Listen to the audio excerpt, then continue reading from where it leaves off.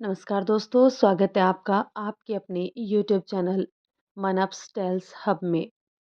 दोस्तों चलिए इसी खूबसूरत सी कहानी को शुरू करते हैं। दरअसल ये कहानी नहीं है। पिछले दिनों सड़क दुर्घटना में एक मोटरसाइकिल सवार की मौत हो गई थी। दूर झाड़ियों में एक डायरी छिटकी पड़ी थी। मैंने देखा उस पर थोड़ा सा खून लगा था। मैंने उसे उठाकर जैसे उसका नाम पता देखने के लिए खोला, उस पर सुंदर सुंदर अक्षरों में लिखा था, दो दिल मिल रहे हैं मगर चुपके चुपके। मैंने चुपके से उसका पहला पन्ना थोड़ा-सा पढ़ा। पढ़ते ही समझ में आया कि ये उस मृतक की छुपी हुई प्रेम कहानी का बयान है। मैंने सोचा, मरने के बाद यदि उसे उसके घरवालों को ये दे दिया जाएगा, तो मरे हुए आदमी से वो लोग नफ़रत करेंगे और हो सकता है उस औरत को भी खोज कर उसे बदनाम कर दे। इसलिए चुपचाप डायरी अपने बैग में रख ली और वहाँ से चले आए। दोस्तों, डायरी पढ़ी तो मेरी आँखें भर आई। इतना अनोखा, इतना पवित्र प्रेम था दोनों का। ओह! लेकिन उसका अंत क्या हुआ? एक की मौत, और जब मैंने उस औरत का सोचा तो कलेजा ही बैठ गया। अरे! इसकी सभी जीवन बीमा की पॉलिसी तो उस औरत जो कि उसकी प्रेमिका है, के अंडर में है। सोचकर ही दिल काँप उठा। हे भगवान! क्या गुज़रेगी उसके दिल पर जब उसके हाथों से इसकी मौत के बीमा क्लेम पहुँचेंगे? वो कैसे अपने आप को सँभाल पाएगी? कैसे इसके क्लेम पर हस्ताक्षर करेगी? कैसे ज़िंदा रह पाएगी? हे ईश्वर! अगर इन्हें यूँ ही अलग करना था, तो एक ही क्यों किया था? मुझे उस औरत की पीड़ा महसूस करके रोना आ रहा था, और वो तो खुलकर रो भी नहीं पाएगी। ईश्वर के बहुत से निर्णयों पर मुझे बहुत गुस्सा है। शायद आपको भी हो। ये रियल स्टोरी यहाँ से शुरू होती है। मुझे वो दिन याद आया था जब मैं उसके शहर में था। हमारी दिन में कम ही बात हो पाई थी। उसने कहा था मेरे घर आ जाना, आज मैं बता दूँगी अगर बुलाना हुआ तो। फिर उसका फ़ोन आया, आज नहीं आना। ख़ैर, मैंने दिल पर पत्थर रखा और मान लिया कि मुलाकात मुमकिन नहीं। सर्दियाँ गहरा रही थी। मेरे साथी मेरे साथ थे तो मुझे कहीं जाना तो नहीं था। साथियों ने कहा चलो यार 2-2 पैग लगा लेते हैं। हम सब ने पीना शुरू कर दिया। अभी मुझे हल्का नशा हो आया था कि फ़ोन की घंटी बज उठी। उसने कहा आ जाओ। ओह! पर मैं तो शराब पिए हुए था। पहली बार घर जाऊँ उसके, वो अकेली है और मैं नशे में। मैंने उसे मना कर दिया था, मैं नहीं आ पाऊँगा। उसके कारण पूछने पर फिर वही सच बोल दिया, मैंने शराब पी है, हल्का नशा है, कैसे आऊँ? उसने कहा, आ जाओ, कोई बात नहीं। उसके इस विश्वास ने कि उसे मुझसे कोई खतरा महसूस नहीं होता, मेरी आधी शराब तो इसी बात से उतर गई कि मुझे बहुत ध्यान से उसके साथ पेश आना है। मैं उसका पता पूछकर ऑटो लेकर उसके घर की ओर निकल गया। जब निकला था तो 9:30 हो चुके थे। रात ने अंधकार पसरा दिया था और ठंड ने अपना आंचल गहरा दिया था, पर शहर जगमग चमक रहा था। ऑटो वाला उसके इलाके से अनजान था। मुझे 11:30 तक घुमाता रहा। बार बार उसके फ़ोन आ रहे थे। वो लोकेशन बता रही थी। हर बार उसके घर के आसपास चक्कर लगाकर दूर चले जाते रहे थे। तब तक नशा 80% तक उतर गया था। तंग आकर मैंने सोचा वापस लौट जाऊं, पर मन उससे मिलना चाहता था। वो भी इंतजार कर रही थी। गुलाबी सर्दी का एहसास हो रहा था। दिल में दुगदुगी लगी हुई थी कि कहीं देर हो जाने की वजह से वो मना ना कर दे। मैं भी ये सोचकर असमंजस में था कि उसके पड़ोसी क्या कहेंगे। पेसो पेश की स्थिति थी। तभी मेरा मोबाइल बजा। वही थी। पूछा कहाँ हो। मुझे कुछ पता होता तो बताता। उसने ऑटो वाले को फ़ोन देने के लिए कहा। शायद उसको समझ आ गई थी उसकी गली। आखिर में मैं उसके मकान के सामने था। घड़ी पर नज़र डाली तो पूरे 12 बज चुके थे। मैंने हौले से गेट खोला तो उसने झांक कर देखा और दरवाज़ा खोल दिया। नज़रें मिली और होठ मुस्कुरा दिए। समझ न आया क्या कहूँ, क्या ना कहूँ। शायद वो भी यही सोच रही थी। यूँ तो मैं नहाकर चला था, पर कुछ न सूझा तो कह दिया, मैं नहाना चाहता हूँ, थका हूँ। क्या व्यवस्था हो जाएगी? वो मेरी तरफ अचंभे से देखने लगी और कमरे में वॉशरूम की तरफ इशारा कर दिया। मैंने तौलिया मांगा तो पकड़ा कर वापस ड्राइंग रूम में चली गई। यूं तो नशा उड़नछू हो चुका था, पर कोई खुमारी सी चढ़ रही थी। मैं ड्राइंग रूम में वापस आया तो उसने पूछा, तेल लगा दूं बालों में? जी, लगा दो। मैं उसके सामने जमीन पर बैठ गया। और वो हल्के हाथों से सर पर तेल लगाने लगी। ऐसे लगा जैसे बरसों की थकान उतर गई हो। उसे मेरे बाल बहुत पसंद थे। कहती थी, मिलोगे तो उलझाऊंगी, फिर सुलझाऊंगी। मुझे कुछ देर तेल लगा, वो मेरे बालों से खेलती रही। कितना सुखद एहसास था, अनोखा बालपन वाला एहसास। जी किया बोलूं कि ऐसा ही करती रहो, पर वो भी संयत हो गई शायद। अब हो गया, उठिए। मैं उठकर सोफे पर बैठ गया। जिंदगी जीकर मैं उसे भरपूर निगाहों से देखना चाहता था, पर देख नहीं पा रहा था। नजर टिक नहीं रही थी, और वो भी नजरें मिलाने को पर असहज हो उठती थी। क्या करूं? देख भी नहीं पा रहा, रह भी नहीं पा रहा। उठकर उसके नजदीक आ गया। उसकी नजरें कुछ और झुक गई। ये क्या है? इतनी शर्म? होले से उसका हाथ अपने हाथ में ले लिया। उसकी नजरें उठी, हाथ छुड़ाकर बोली, चलो कॉफी बनाती हूँ। सर्दी लग रही होगी तुम्हें। कॉफी पीकर छत पर चलेंगे, झूले पर बैठेंगे कुछ देर। आज सुंदर चांद खिला है आसमान पर। मैं हैरान था, क्या है ये सब? एक बार उसने बताया था कि रात देर तक चांद निहारना चाहती हूँ, पर अकेले छत पर डर लगता है। मुझसे नहीं डरती ये। आधी रात गए दरवाजा खोल दिया, और अब छत पर। लगा ये मुझे बहुत पहले से जानती है। हम दोनों उठ खड़े हुए। वो जीने में आगे आगे चल रही थी, और मैं उसके पीछे पीछे था। रात का कोई 1:30 बजे का समय हो चला था। अभी अभी दिवाली गुजरी थी। सारे आसपास के घरों में बिजली की सुंदर लड़ियां लटक रही थी। बहुत सुंदर वातावरण था। उसके घर पर भी सुंदर लड़ियां जगमगा रही थी। वो लड़ियां झूले के आसपास भी लगी हुई थी। मैंने कहा, ये लाइट्स? वो मेरा मतलब समझ गई, और उसने सारी बत्तियां बुझा दी। हम दोनों झूले के पास आ गए थे। उसने कहा, बैठो। पहले वो बैठी, और उसके पहलू में मैं भी बैठ गया। उसने पाँव से हल्के से झूले को सिरकत दी। झूला मध्यम सा झूलने लगा। आसमान पर अर्धचंद्र खिला हुआ था। उसने एक शॉल ओढ़ रखा था। मैं स्वेटर में था। उसने बिना मेरी ओर देखे कहा, मेरी बहुत इच्छा थी चांदनी रात में झूले पर बैठी रहूं और इस चांद को निहारूं, मगर अकेले में डर लगता है, इसलिए चाहकर भी अपनी इच्छा पूरी नहीं कर पा रही थी। आज मेरी इच्छा ये पूरी हुई। आज हम बहुत देर तक यहाँ बैठेंगे। मैंने कनखियों से उसे देखा, फिर चांद को देखा, फिर उसके चेहरे पर निगाहें डाली। सामने वाली बिल्डिंग की चमकती लड़ियों की रोशनी उसके चेहरे पर पड़ रही थी। उसका चेहरा दमक रहा था। उस दमक में मेरे साथ बैठे होने से और भी इजाफा हो गया था। सच कहूँ तो मुझे आसमानी चांद उसके आगे फीका नजर आया। वो चांद को यूं निहार रही थी जैसे किसी चकोर को उसका मनचाहा वरदान मिल गया हो। उसने एक निगाह भरकर मुझे देखा, फिर वो बोली, आपको कैसा लग रहा है?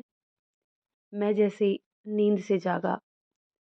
मैंने कहा, आज ऐसा लग रहा है जैसे जन्मों की मुराद पूरी हो गई हो। सुनिए, आप जैसे अच्छी और सुंदर शख्सियत के साथ होना मेरा सौभाग्य है। मेरा ऐसे कहने पर वो मुस्कुराकर बोली, आप यूं ही तारीफ करते रहते हैं। मैंने कहा, नहीं, सच है। ये मुझ जैसे साधारण से दिखने वाले को आप जैसी सुंदर साथी पसंद करे, ये मेरा भाग्य ही है। तो उसने कहा, सुनिए, आप बहुत सुंदर है। कभी भी खुद को कम करके नहीं आके। सर्दी गहरा गई थी। मैंने देखा उसके बाल बंधे हुए थे। उसने एक रबड़ बैंड से अपने बालों को बांध रखा था। मैंने उससे कहा, सुनिए, मुझे आपके खुले बाल देखने हैं। आपके बालों का ये रबड़ बैंड हटा दूं? उसने कहा, हाँ, हटा दो। मैंने उसके बालों से वो रबड़ बैंड हटा दिया, और उस बैंड को अपनी कलाई में पहन लिया, कि वापस जब बाल बांधने हो तो ये खो ना जाए। मैंने उसके बालों में हाथ फिराया। वो असहज हुई। मैंने झट से हाथ हटा लिया। उसने मुझे देखा, फिर हंसती चांद को निहारने लगी। झूला बदस्तूर झूलता रहा था। सर्दियां गहरा गई थी। हल्की ठिठुरन शुरू से ही थी। मैं थोड़ा सा उससे सट गया था। उसके बदन की खुशबू महसूस हो रही थी। हल्की गर्माहट माहौल में घुल गई। उससे अंदाजा हो गया था कि मुझे ठंड लग रही है। उसने अपना शॉल मेरे कंधे पर भी डाल दिया। हम दोनों एक ही शॉल में थे। मुझे असहज लग रहा था। शराब की खुमारी अभी भी थी मुझे। मेरा मन किया कि इतनी ठंड में उसको थाम लूं। मेरे हाथ में कसमसाहट थी। मैं बार-बार बेचैनी से हाथ को खोल रहा था और बंद कर रहा था। उसे सब समझ में आ रहा था। जाने मेरे मन में क्या सूझा, मैंने अपना सर उसके कंधे पर टिका दिया। माहौल शांत था। चाँद को किसी बादल ने आगोश में ले लिया था। सामने जल रही लड़ियों की जल-बुझ से उसका चेहरा दमक रहा था। 2:30 बज चुके थे। उसने कहा, "आपको ठंड लग रही है, चलिए नीचे चलते हैं।" झूले को खाली झूलता छोड़ हम नीचे आ गए। झूला भी उस दिन बड़ा खुश हुआ होगा। उसने उस दिन खामोश मोहब्बत को बहुत नज़दीक से देखा और महसूस किया। शायद वो खुश था मेरी तरह। हम ड्राइंग रूम में ही आकर बैठ गए। उसने पूछा, "चाय पियोगे?" मैंने मना कर दिया। दोनों बहुत सी बातें करना चाह रहे थे, मगर लब थे कि जैसे हड़ताल पर थे। उन्हें कुछ नहीं कहना था और कान तरस रहे थे सुनने को, पर आंखें बड़ी खुश थी एक दूसरे से मिलकर चमक उठती और झुक जाती। उसने कहा, "आपको कौन सा गाना पसंद है? आओ गाने सुनते हैं।" मैंने कहा, "बड़े अच्छे लगते हैं, ये धरती, ये नदियाँ, ये सुनेंगे।" उसने ये गाना मोबाइल पर चला दिया और हम खामोशी से सुनते रहे। एक कड़ी आई, "हम तुम कितने पास हैं, कितने दूर है चांद सितारे।" जैसे ही ये बोल आई, मैंने साथ में गाना शुरू कर दिया। वो मुझे बहुत प्यार से देखने लगी। बड़ा अच्छा लग रहा था उसे भी, मुझे भी। फिर उसका लास्ट अंतरा आया, "तुम इन सब को छोड़ के कैसे कल सुबह जाओगी?" यहाँ आकर एक दर्दीली खामोशी छा गई थी। बड़ी मुश्किल से गाना पूरा हुआ। उसके बाद उसने कहा, "एक गाना मैं सुनाती हूँ।" उसने गाना लगाया, "सांसों की माला पर मसरूम पी का नाम।" माहौल रूहानी रूमानियत से भर गया। खो गए हम उस गाने में। वो गाना सुनने के बाद मैं उसके पास जाकर बैठ गया। वो 3 सीटर सोफ़े पर बैठी थी। उसने अपने पाँव टी टेबल पर रखे हुए थे। मैंने कहा, "मुझे आपकी गोद में सर रखकर सोना है।" उसने कहा, "सो जाओ।" मैंने अपना सर उसकी गोद में रख लिया। उसने मेरे माथे पर स्नेह से हाथ फिराना शुरू कर दिया। उसके खुले बाल बहुत सुंदर लग रहे थे। उसके बाल ज़्यादा लंबे नहीं थे, उसकी कोहनी तक ही आ रहे थे। उसके बाल बहुत घने थे और बहुत सुंदर। शायद मैंने आज तक उसके जैसे सुंदर घने बाल नहीं देखे थे। मैं कई देर तक उसके बालों को निहारता रहा। उसके हाथ बदस्तूर मेरे माथे पर सिरकत कर रहे थे। मैंने अपना हाथ बढ़ाकर उसके उन घने बालों से खेलना शुरू कर दिया। उसके मोबाइल में गाना बज रहा था, "मेरी हीरिए, फ़कीरिए, निसोणिए, तेरी खुशबू नशीली मनमोहनिए।" मैं बहक रहा था। मेरी शराब ने अभी तक पीछा नहीं छोड़ा था। उसने कहा, "मेरे पैर दुखने लगे, उठकर बैठिए।" मैं उठकर उसके पास ही बैठ गया। उसने पूछा, "क्या देख रहे हो?" मैंने कहा, "ये देख रहा हूँ कि भगवान कितनी सुंदर रचनाएँ रचता है। आप कितनी सुंदर हो और आप में ज़रा भी गुमान नहीं।" उसने कहा, "शरीर मिट्टी का है, मिट्टी में मिल जाना है। फिर गुमान किस बात का करना? आप भी बहुत सुंदर हो, आपकी आँखें बहुत सुंदर हैं और आपको घमंड तो छूकर भी नहीं गुज़रा।" हम बातें कर रहे थे कि अचानक जाने मुझे क्या हुआ। मैंने उठकर उसके लबों को चूम लिया। वो हड़बड़ा गई। उसने दोनों हाथों से अपना चेहरा ढाँप लिया। वो पत्थर की मूरत बन गई। उसके इस रवैये से मुझे अपने आप पर शर्म महसूस हुई। शायद उसे इस हरकत की मुझसे बिल्कुल उम्मीद नहीं थी। रात में सन्नाटा पसरा था। मुझे उस कमरे में गहन खामोशी के अलावा कुछ भी नहीं सुनाई दे रहा था। मुझे लग रहा था मेरी इस हल्की हरकत पर मुझे पाताल में फेंक दिया गया था। मेरी धड़कनें घड़ी की टिक-टिक से ज़्यादा ज़ोर से सुनाई दे रही थी। मुझे अपराध बोध हो रहा था और उसका विश्वास तोड़ने का मलाल था। वो तो बस जैसे निष्प्राण हो गई थी। पौने 4 बज रहे थे। उसके हाथ उसके चेहरे से नहीं हटे थे। मैंने खुद को सँभाल कर उससे कहा, "क्या हुआ?" उसने गर्दन हिलाकर कुछ नहीं कहा। मैंने कहा, "दिन उगने वाला है, मुझे अब जाना चाहिए। आपके मोहल्ले में जाग हो जाएगी। मैं जाऊँ?" उसने फिर अपने सर को हिलाकर कह दिया, "हाँ।" मैं वहाँ से उठा, चुपचाप दरवाजे के पास गया। वहीं से कहा, "गेट बंद कर लेना, मैं जा रहा हूँ।" उसने कुछ नहीं कहा। मैं जल्दी से उसके मोहल्ले से बाहर सड़क पर आ गया, ऑटो किया और उसमें बैठ गया। मेरा मन दुखी था। मैंने अच्छा नहीं किया। मैंने ऑटो से ही उसे व्हाट्सएप मैसेज किया, "सॉरी।" मैसेज अनसीन रहा। मैं एकदम ब्लैंक था। जैसे ही मैं होटल के पास पहुँचा, मोबाइल बज उठा। "पहुँच गए?" उसने पूछा। मैंने कहा, "बस पहुँचने वाला हूँ।" उसने कहा, "सो जाना, आज ऑफ़िस भी जाना है तुम्हें।" "आज तो हो ना यहाँ?" मैंने कहा, "हाँ।" वो बोली, "ठीक है, दिन में बात करूँगी, मुझे भी कुछ देर सोना है।" मैंने देखा, उसका रबड़ बैंड अभी भी मैंने कलाई में पहन रखा था। मैं होटल के कमरे में आ गया था, सोने के लिए कंबल में घुस गया था। रह रह कर पूरी रात आँखों के आगे घूम रही थी। मैंने आँखें ज़ोर से बंद कर ली, पर उसका हथेलियों से ढका हुआ चेहरा बार-बार सामने आ रहा था। मैंने बहुत बड़ी बेवकूफ़ी कर दी थी। मैं ये भी नहीं कह सकता था कि शराब के नशे में हुआ सब, क्योंकि जिस वक़्त मैंने वो शर्मिंदगी भरी हरकत की थी, उस वक़्त वो नशा कब का काफ़ूर हो चुका था। अगर शराब के नशे में ही मैंने ये किया होता, तो बहुत पहले कर चुका होता। हालाँकि जो हो गया था उसे बदल नहीं सकता था, फिर भी मुझे पश्चाताप था। मैंने पिछले 2 दिनों के घटनाक्रम को याद किया। मुझे परसों रात का वाक़या याद आया, जब हम एक-दूसरे से 2 हाथ की दूरी पर थे और एक-दूसरे को देख भी नहीं पाए थे। बहुत दुःख हुआ था दोनों को ही। उस दिन उसका भाई, वो और उसकी बेटी तीनों बस स्टॉप पर आए थे। उसकी बेटी को अपनी दिवाली की छुट्टियाँ काट कर अपने हॉस्टल जाना था, तो वो और उसका भाई उसे बस में बिठाने आए थे। उसी वक़्त मैं उसके शहर में बस से उतरा था। रात का 1 बज रहा था। मैंने बस से उतरने से पहले मोबाइल चेक किया। वो ऑनलाइन दिख रही थी। मैंने मैसेज छोड़ दिया था। मैसेज था ब्लैंक। उसका तुरंत रिप्लाई आया, "कहाँ?" "बस स्टॉप, अभी बस से उतरा।" "मैं भी यही हूँ।" "अच्छा, वाह! पर आप यहाँ कैसे?" "बेटी हॉस्टल जा रही है, उसे ही छोड़ने आए हैं। बेटी को बस में बिठा दिया, वापस जा रहे हैं।" "जा रहे हैं? कौन है साथ में? कैसे आए?" "कार से आए हैं, विक्रम भैया साथ में हैं। हम तीसरे गेट से निकल रहे हैं। आप उधर आ जाओ, एक झलक देख लूँ आपकी, आँखें तरस रही हैं आपको देखने को। आ जाओ ना जल्दी से।" "आता हूँ, पर पहचानूँगा कैसे?" "कैसी कार है?" "सफ़ेद स्विफ्ट डिज़ायर, गाड़ी नंबर RJ24S 6780। हमने ब्लू कलर की साड़ी पहनी है, आपकी पसंदीदा रंग वाली।" बस पहुँचा। पलक झपकते ही मैं दौड़कर गेट नंबर 3 पर पहुँचा। सफ़ेद स्विफ्ट डिज़ायर पर नज़रें दौड़ा रहा था। सारी सफ़ेद कारें मुझे स्विफ्ट डिज़ायर ही लग रही थी, पर वो RJ24S 6780 कहीं नज़र नहीं आई। मैंने मैसेज किया, "किधर रह गए? हम तो निकल गए, अभी वहीं से तुलसी रोड मुड़ गए। आप कहीं नहीं दिखे। हमारा बहुत मन था आपको देखने का। हम हज़ारों चेहरों में आपको ढूँढते रह गए, पर वो चेहरा ही नहीं दिखा, जो हमें देखना था।" दिल धक से बैठ गया।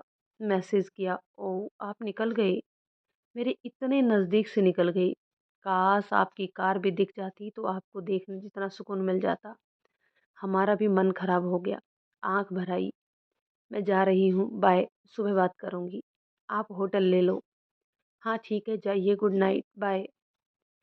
मैं मैसेज करने के बाद कोई घंटे भर खड़ा रहा वहाँ। कदम उठ ही नहीं रहे थे। ऐसा लग रहा था जैसे वो मुझसे बहुत दूर चली गई, पास से ही होकर, बिना मिले। बस आने-जाने वाली हर सफ़ेद गाड़ी पर नज़र पड़ रही थी। तभी मैसेज आया, "होटल पहुँच गए? आराम से?" "नहीं।" "क्यों? फिर कहाँ हो?" "यहाँ से जाने का मन नहीं कर रहा। बस आती-जाती सफ़ेद गाड़ियाँ देख रहा हूँ।" "अरे! पागल हो? आप इतनी ठंड में 1 घंटे से खड़े हो। बीमार होना है क्या? जाओ होटल।" "मैं मैसेज नहीं करती तो यहीं खड़े रहते रात भर?" "जाता हूँ। सुनिए, मिस यू टू। जाइए होटल जाकर मैसेज करना।" मैं भीगी हुई आँखें लिए हुए होटल के लिए चल पड़ा। होटल पहुँचकर उसे मैसेज किया कि मैं होटल पहुँच गया हूँ। तो उसका मैसेज आया, "ठीक है, सो जाओ, बहुत रात हो गई है। आपको भी सुबह ऑफ़िस जाना होगा, मुझे भी जाना है।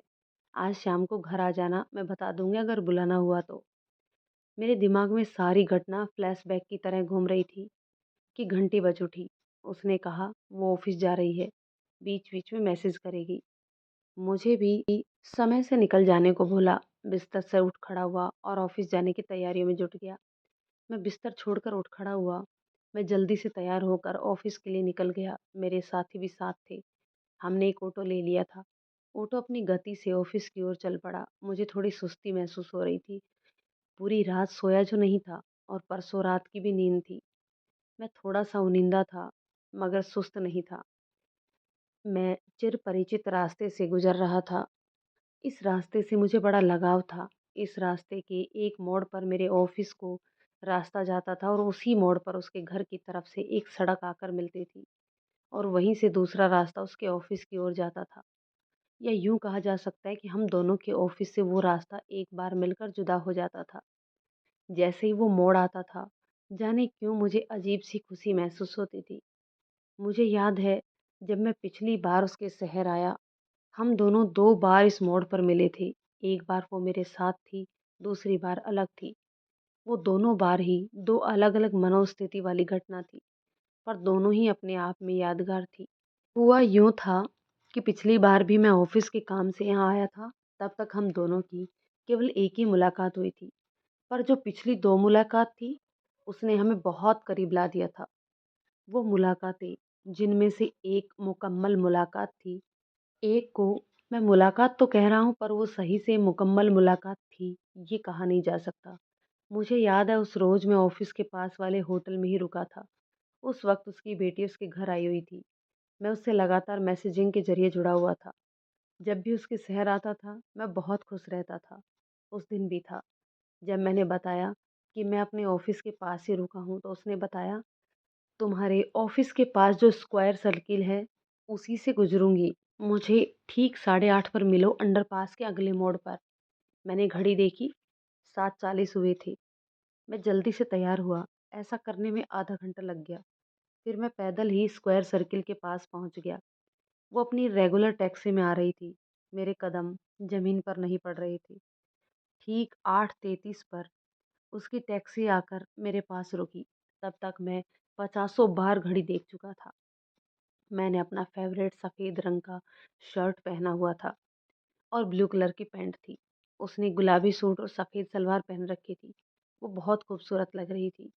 मैं उसे परियों की शहज़ादी कहता था। मैं उसे ऐपलक निहारते रहा और उसने मुस्कुराते हुए कहा, यूँ ही मुझे देखते रहोगे या टैक्सी में बैठोगे भी? मैं चीप गया और झट से उसके बगल में बैठ गया।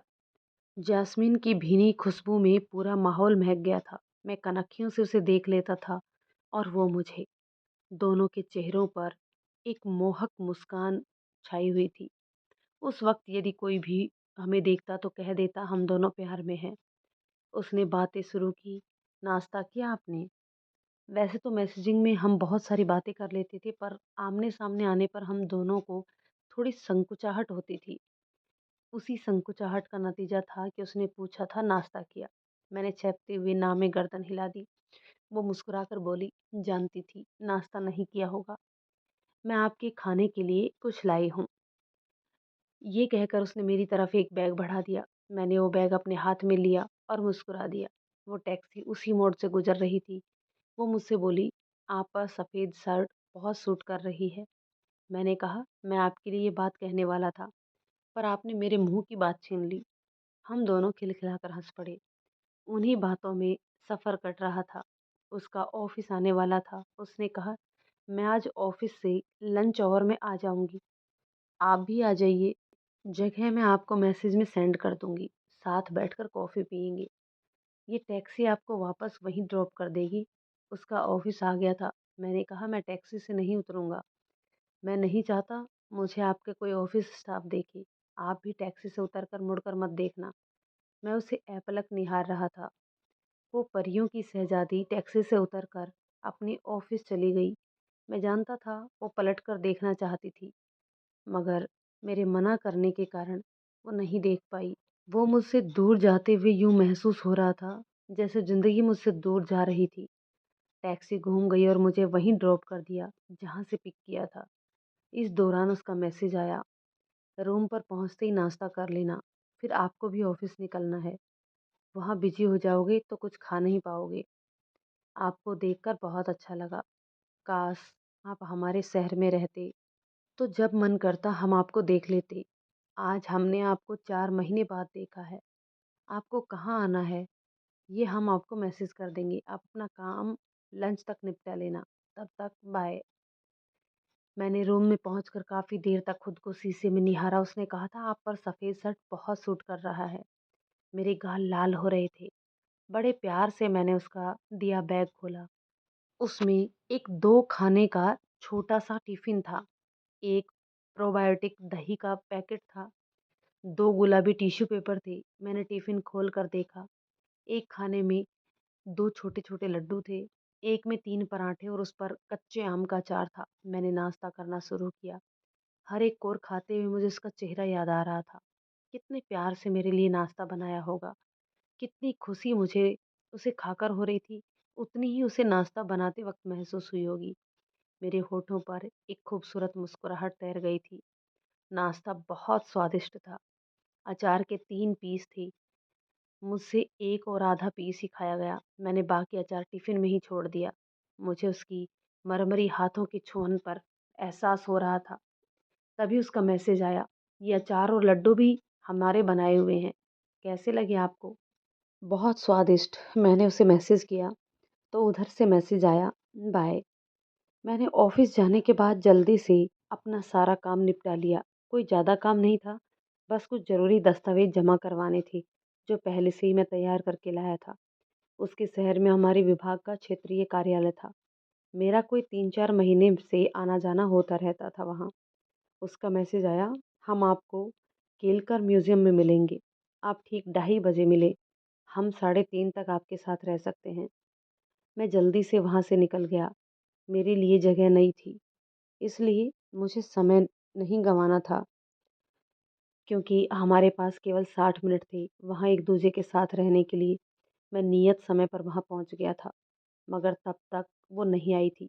मैं बेचैनी से इधर-उधर नज़रें दौड़ा रहा था। ये इंतज़ार भी बहुत बेकार चीज़ है।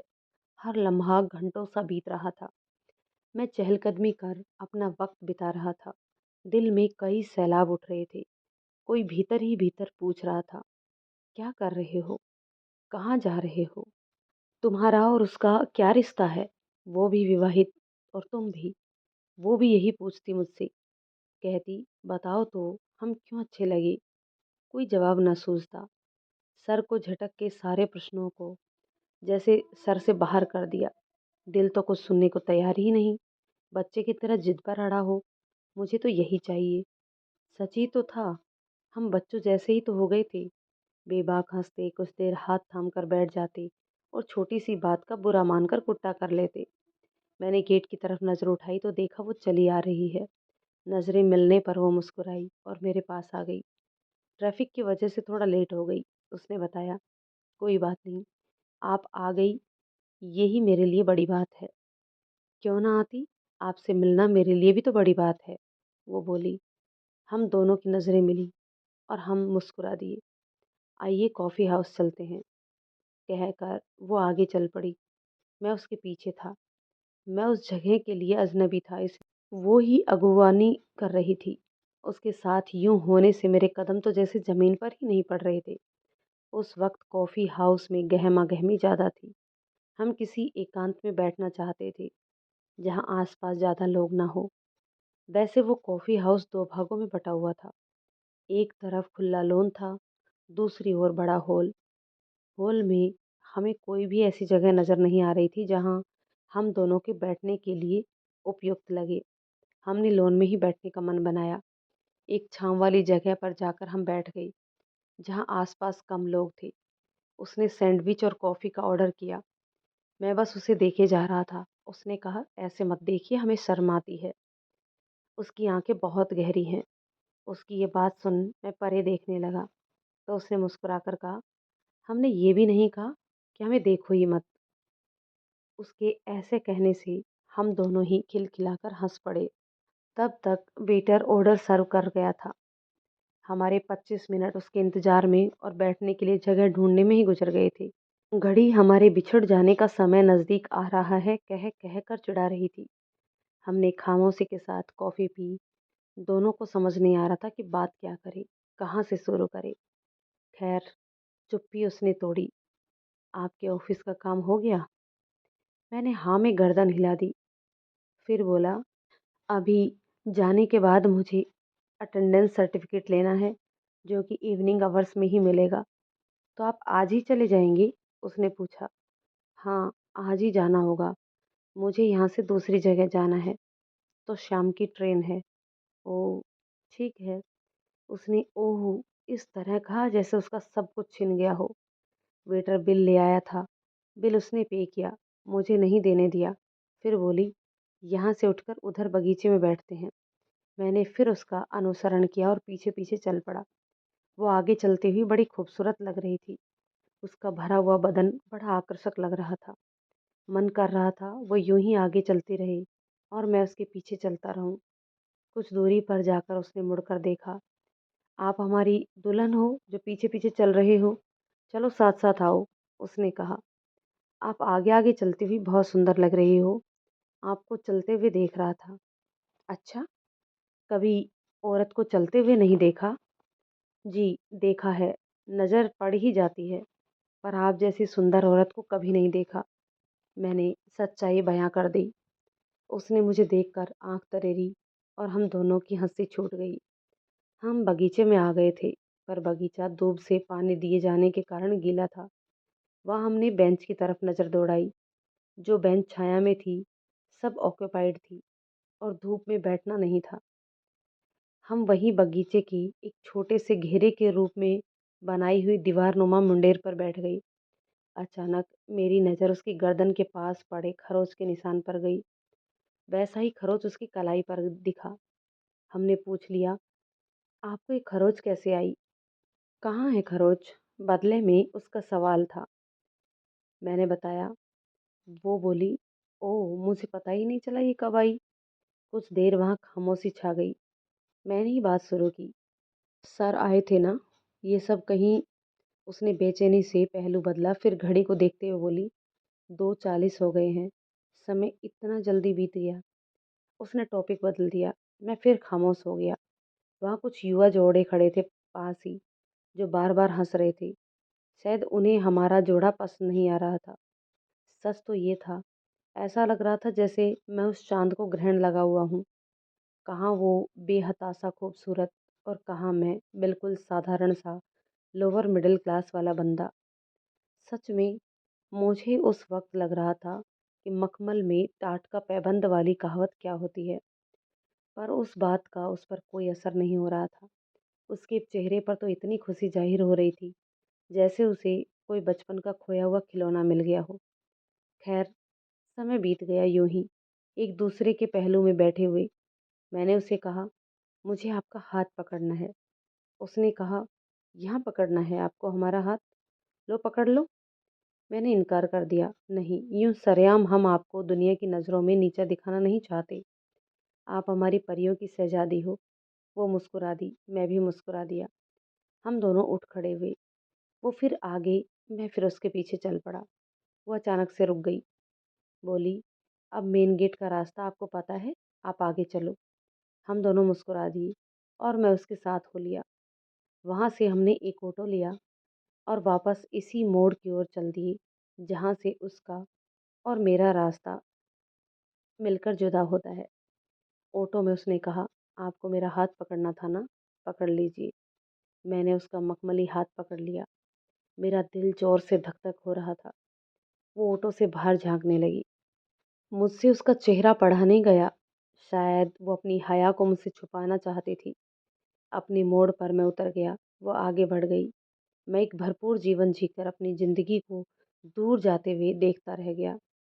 चेहरे पर संतुष्टि के भाव थे। मैं पैदल ही ऑफिस आ गया। वहां से अपनी जरूरी कागजात लिए और स्टेशन की ओर चल पड़ा। 5:15 की ट्रेन थी मेरी। मैं उसके मैसेज का इंतजार कर रहा था। कुछ कुछ देर में मोबाइल पर नज़र डाल रहा था, मगर उसका मैसेज नहीं चमका मोबाइल पर। ट्रेन चल पड़ी थी। मुझे सीट मिल गई थी। पैसेंजर ट्रेन में सफ़र कर रहा था। रिजर्वेशन का खर्च उठाना जेब को मंजूर नहीं था। ट्रेन सरपट दौड़ रही थी और उसकी यादें भी। अचानक मोबाइल में उसका बड़ा सा मैसेज चमका। हमें बहुत अच्छा लगा आज का दिन। हम बहुत खुश हैं। आप हमारी हर बात कितने गौर से ऑब्जर्व करते हो। हमारी गर्दन और कलाई का खरोच भी देख लिया। हमें तो पता ही नहीं था। आपके साथ बिताई एक एक पल एक एक जन्म से लगते हैं। आप कितना ख्याल रखते हैं। हमारे ऑफिस के पास हमें कहा, पलटकर मत देखना। ये आपकी बातें हमारी रूह को छू जाती हैं। एक बात और, आपने अच्छा किया वो आम का अचार के कुछ टुकड़े टिफ़िन में छोड़ दिए। हमने उन्हें खा लिया। आपके झूठे थे ना, हमें बहुत अच्छा लगा। अब शायद मैं मैसेज ना कर पाऊँ, ना बात कर पाऊँ। अपना ख़्याल रखना, आराम से जाना, बाय। मेरे होठों पर प्यारी सी मुस्कान थी। मैंने आँखें बंद कर ली थी। ये थी पिछली मुलाकात, जिसे मैं एक मुकम्मल मुलाकात कह रहा हूँ। इससे अगली मुलाकात थी या क्या थी कह नहीं सकता, पर वो अपने आप में एक एहसास था। ऑफ़िस में उस दिन काम ज़्यादा रहा, मुझे फुर्सत नहीं मिल रही थी। मैं उसे बहुत से मैसेज भेजना चाहता था, माफ़ी माँगना चाहता था। कहीं न कहीं उसके सम्मानित नारित्व को मैंने ठेस पहुँचाई थी।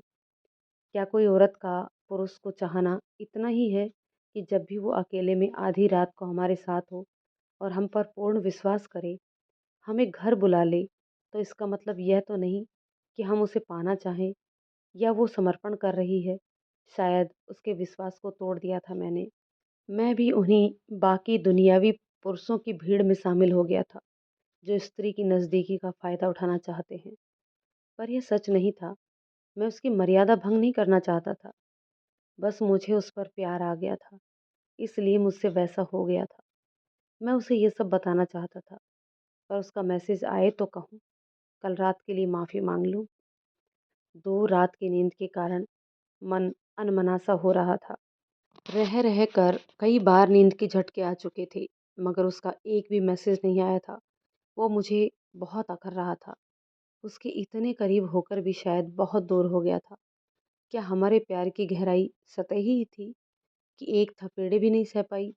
मगर मुझे उस पर जाने क्यों इतना विश्वास था कि वो मुझसे नफ़रत नहीं करेगी।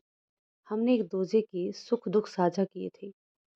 जब वो बीमार थी, तब उसे मैंने बहुत मानसिक सहारा दिया था दूर रहकर।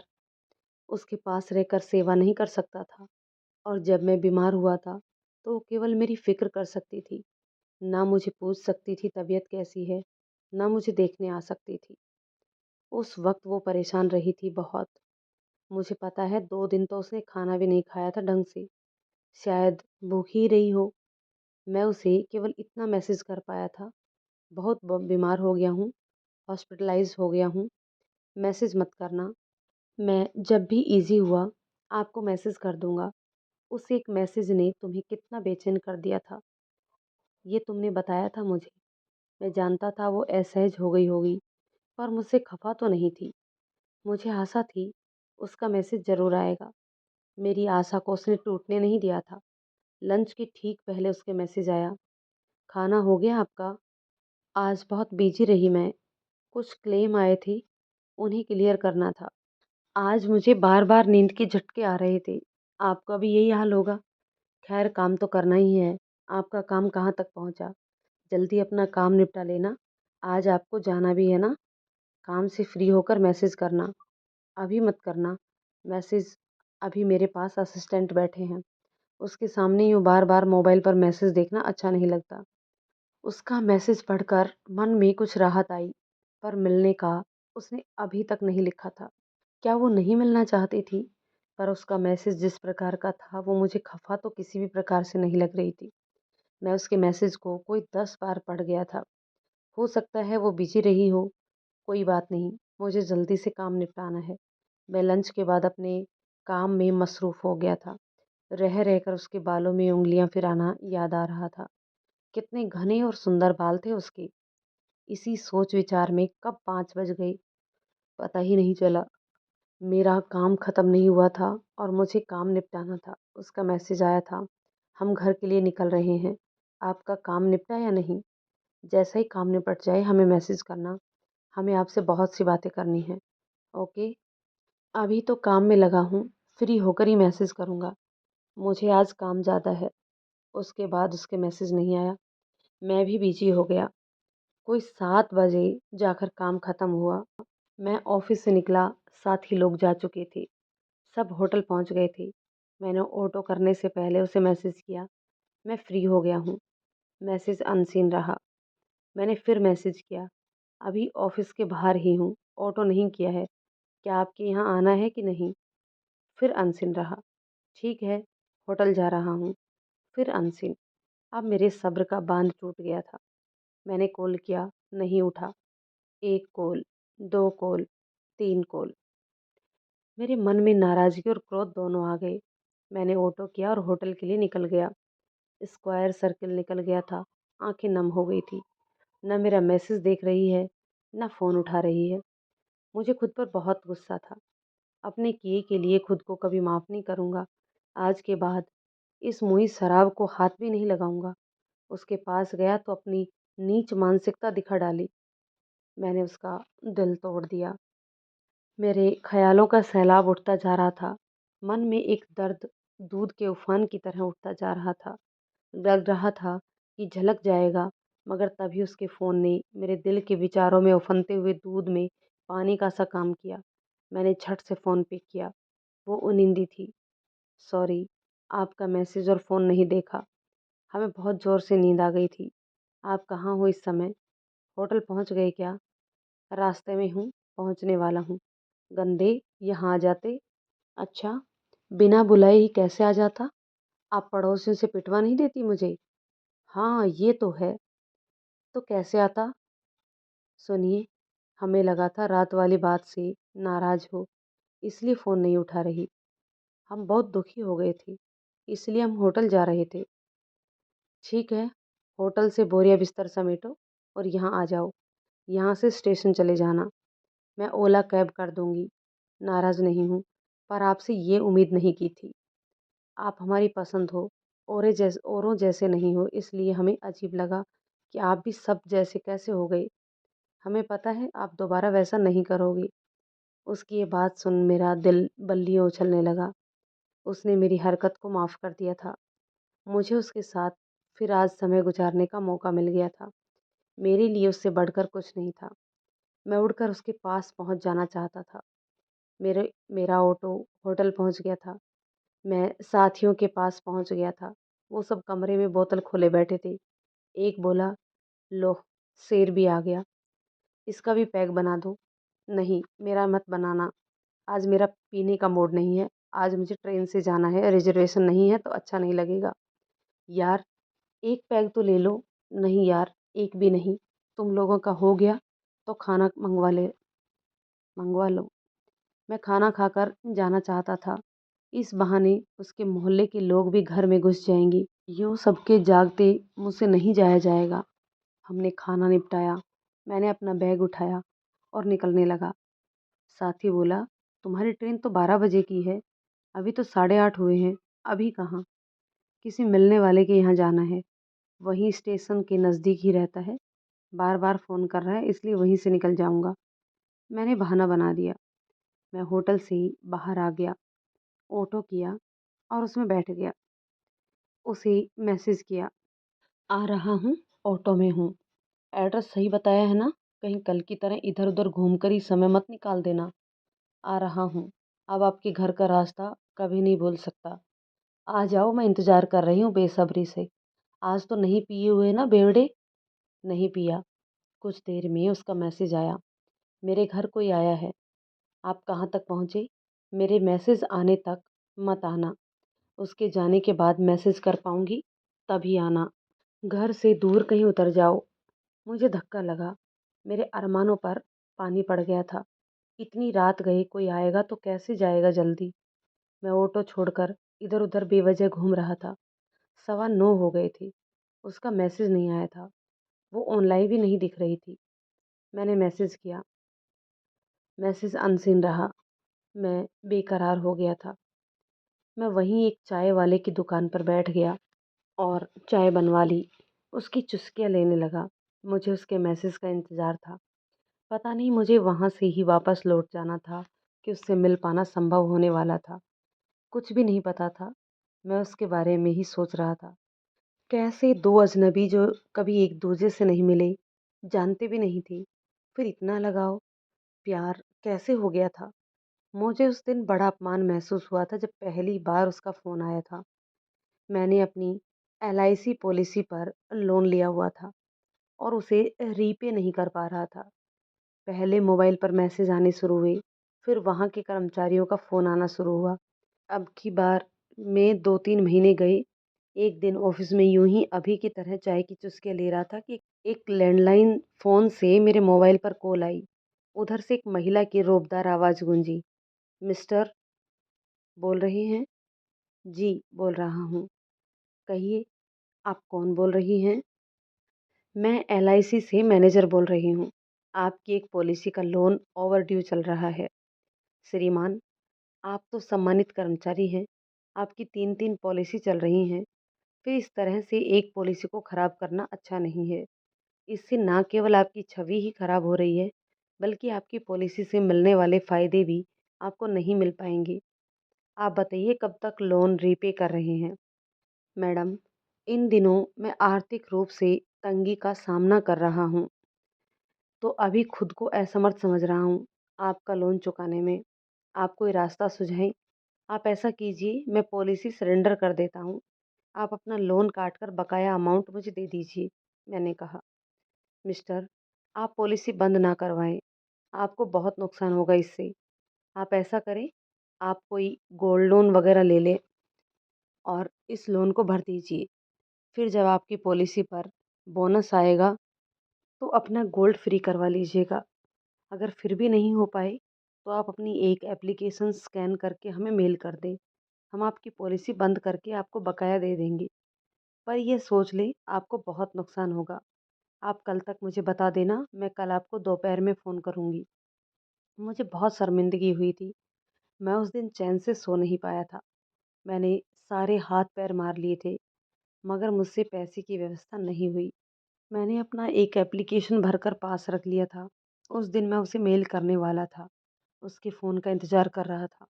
लंच बाद फिर उसका फ़ोन आया। मिस्टर, आपकी व्यवस्था बैठी? लोन चुका रहे हैं आप? नहीं मैडम, मैं नहीं कर पाया व्यवस्था। अरे! नहीं हुई?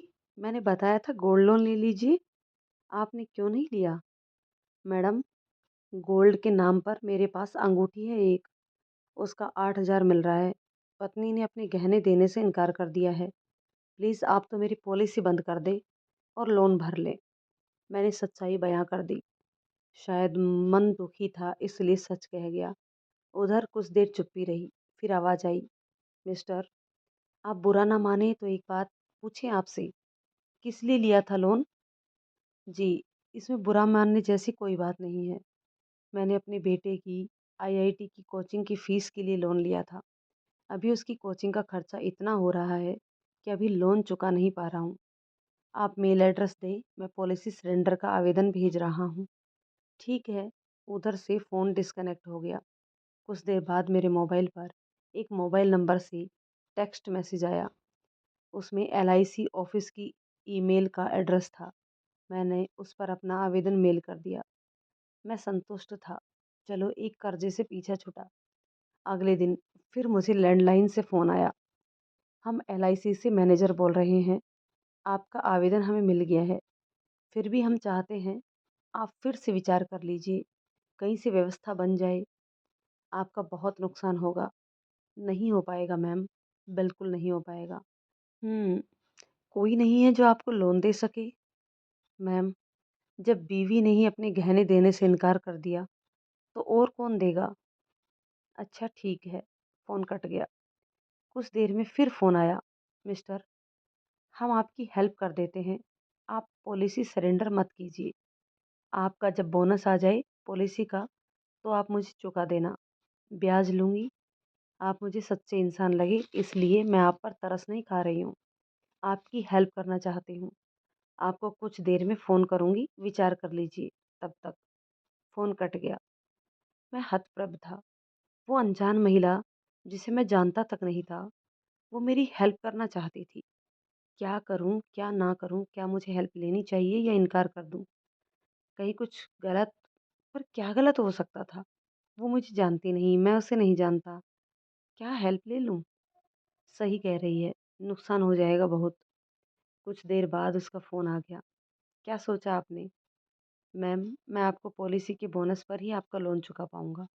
अगर आपको उचित लगे तो आप आप हेल्प कर दीजिए। ठीक है, आप अपना एक चेक मुझे ऑफ़िस के पते पर भेज दीजिए।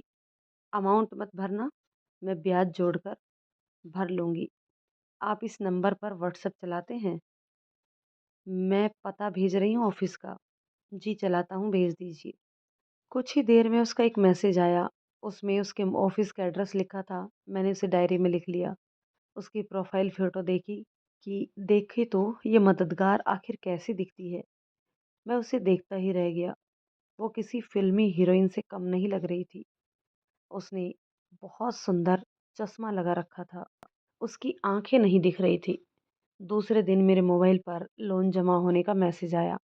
मैं खुश हो गया। मैंने उसे व्हाट्सएप मैसेज किया, शुक्रिया, आप मददगार बनी। स्वागत, लोन चुकाना भी है। उसके बाद हम में कोई बातचीत नहीं हुई। मैंने उसका नंबर मोबाइल से हटाया नहीं। लोन जो चुकाना था उसका, कई बार मैंने उसकी प्रोफ़ाइल पिक देखी। उसने 3-4 बार बदली अपनी प्रोफ़ाइल पिक। हर बार उसकी आँखों पर चश्मा लगा रहता था। मुझे अजीब लगा, आँखें दिख ही नहीं रही थी उसकी। मैंने इस दौरान अपनी प्रोफ़ाइल पिक चेंज नहीं की थी। कोई 3-4 महीने बीत गए थे। एक रोज़ नए साल पर उसका मैसेज आया, हैप्पी न्यू ईयर। मैंने भी रिप्लाई किया, same to you. Message unseen रहा। मतलब उसने सभी जो नंबर उसके पास थे, सबको न्यू ईयर मैसेज किया था।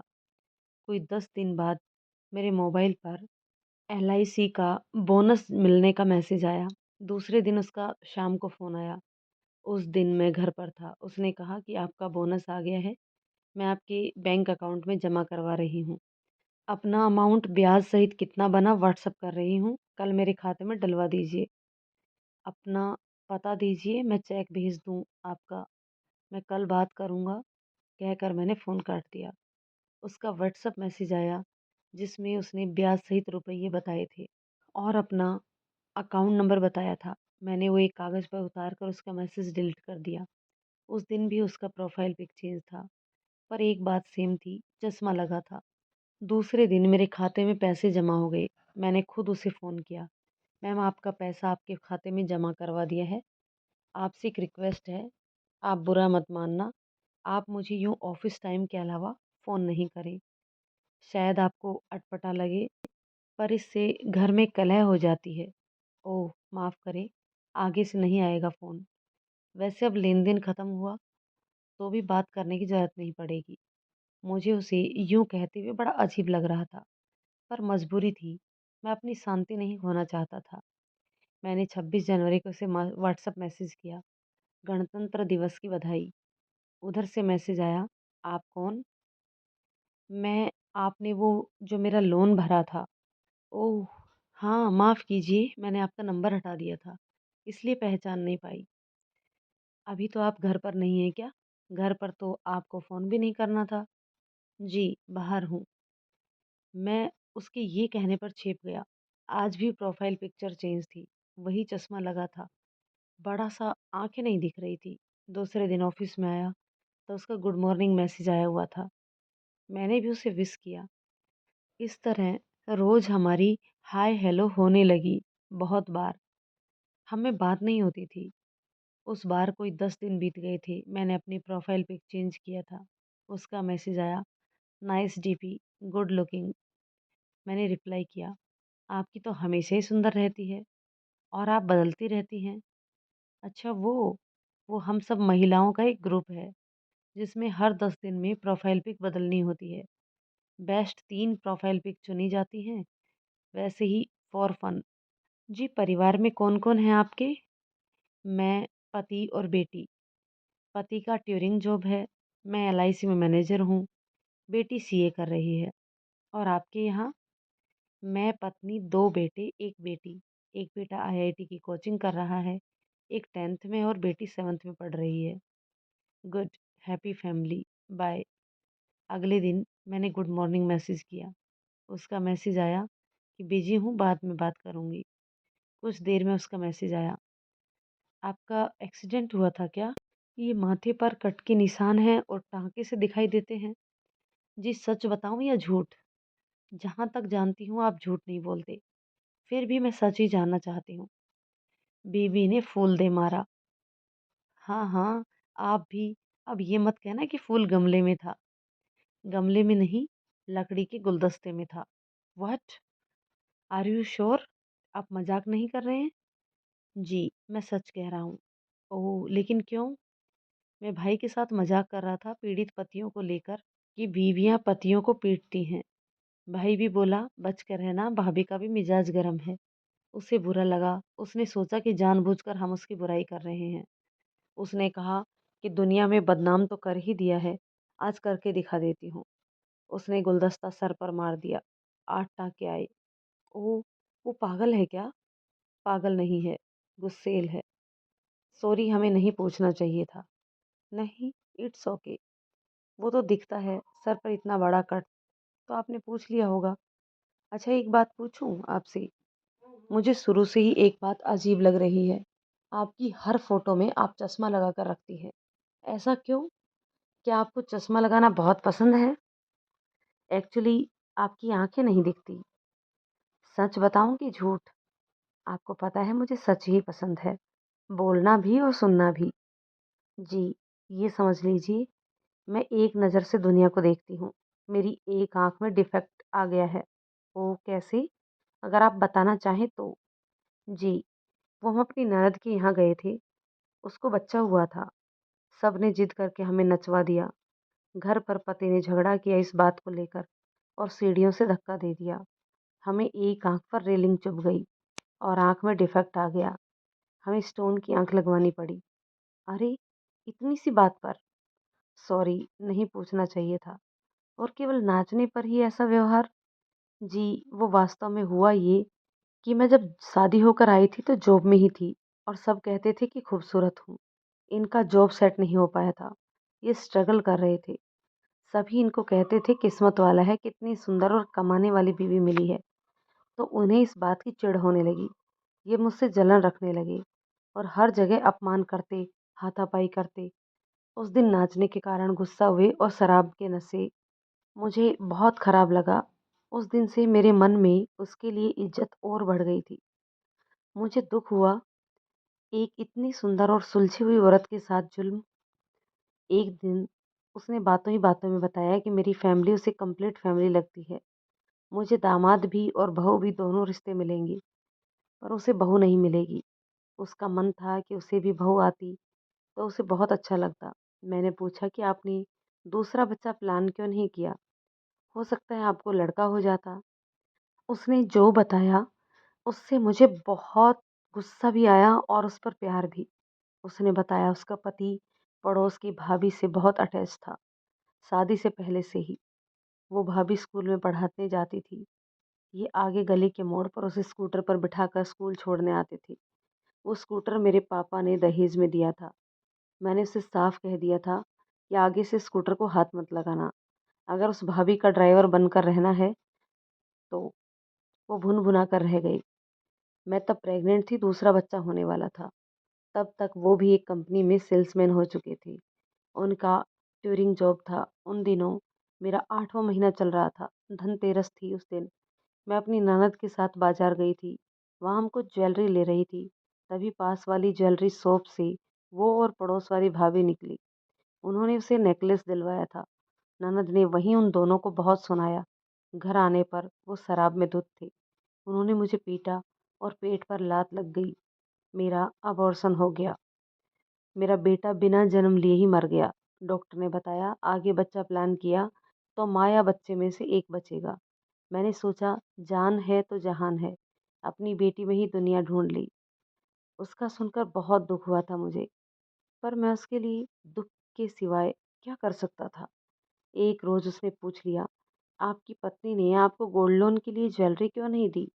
मैंने बताया, एक पुरुष की वैल्यू इतनी होती है पत्नी के लिए कि अच्छा कमा रहा हो, बच्चे बड़े हो जाएं तो फिर उसकी ज़रूरत कम हो जाती है। वो केवल कमाने वाला, ज़रूरतें पूरी करने वाला होता है। उसकी समस्याओं से परिवार के लोगों को कुछ लेना देना नहीं होता। बस यही मेरे साथ हुआ। मेरी आवश्यकता महसूस नहीं होती मेरी पत्नी को। उसने पूछा कि आपका रिश्ता शुरू से ही ऐसा है या बाद में जाकर ऐसा हुआ? मैंने उसे सच ही बताया। मेरी पत्नी की पहले एक सगाई हो चुकी थी। शादी भी होती पर उनके घर वालों में तनातनी हुई, सगाई टूट गई। मुझसे रिश्ता हुआ पर दिल नहीं मिल पाए। वो हमेशा से ही उग्र रही, हावी रही, पर मैं उसे बहुत चाहता हूँ। मेरी ज़िंदगी, मेरा पहला प्यार वही है। उसके अलावा किसी औरत को सोचा तक नहीं। उसे अच्छा नहीं लगता कि मैं किसी औरत से बात करूँ। इसलिए उस रोज़ आपको बोला था घर में फ़ोन नहीं करना। आज भी आपसे यही कहना है, जब तक मेरा मैसेज नहीं आए, आप मुझे मैसेज मत करना, ना ही कॉल। ओह! आप तो प्रोटोकॉल में बंध रहे हैं। जी, आपको प्रोटोकॉल में ही बनना पड़ेगा।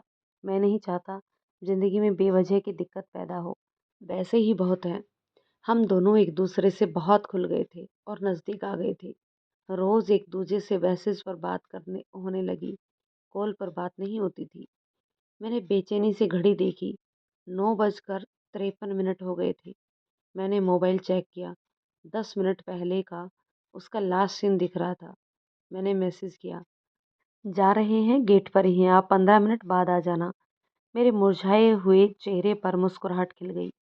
मैंने एक दुकान से डेयरी मिल्क सिल्क खरीदी और धीरे-धीरे उसके घर की ओर पैदल ही बढ़ गया। मैं उसके घर की गली में प्रवेश कर गया था। आस-पड़ोस में अभी भी झाग थी। मैंने उसे मैसेज किया, आस-पड़ोसी जाग रहे हैं, कोई देखेगा तो? आप तो आ जाओ, मैं गेट पर खड़ी हूँ।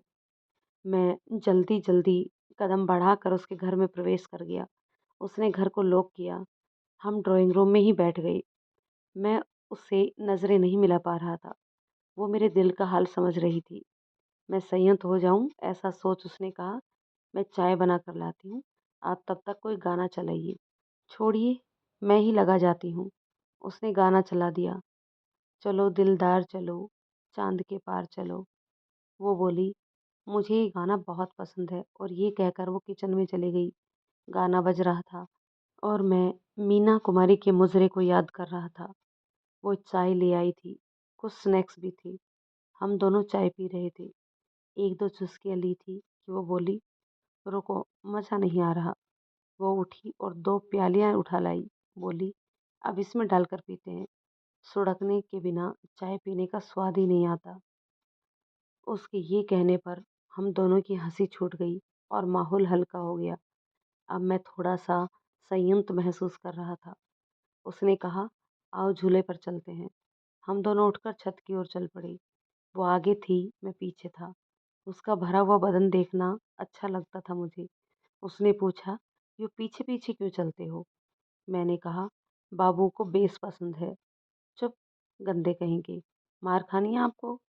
चलो, अब आप आगे चलो, मैं पीछे चलती हूँ। हम दोनों हँसने लगी और मैं आगे चल पड़ा। छत पर पिछली रात की तरह चांदनी छिटकी पड़ी थी। रोशनियाँ बरकरार थी। आज उसके इर्द-गिर्द शॉल नहीं लिपटा था। हम दोनों झूले पर बैठ गए थे। मैंने पैर से झूले को हल्की जुम्बिश दे दी थी। वो बहुत खुश नज़र आ रही थी। मैं भी बहुत संयत था और अपने आप को सँभाले हुए था। कहीं पिछली रात जैसा ना कर बैठूँ। हम दोनों ही खामोश थे। उसने कहा, आपने कभी पहले यूँ चाँद को निहारा है अपनी पत्नी के साथ? मैंने कहा, नहीं।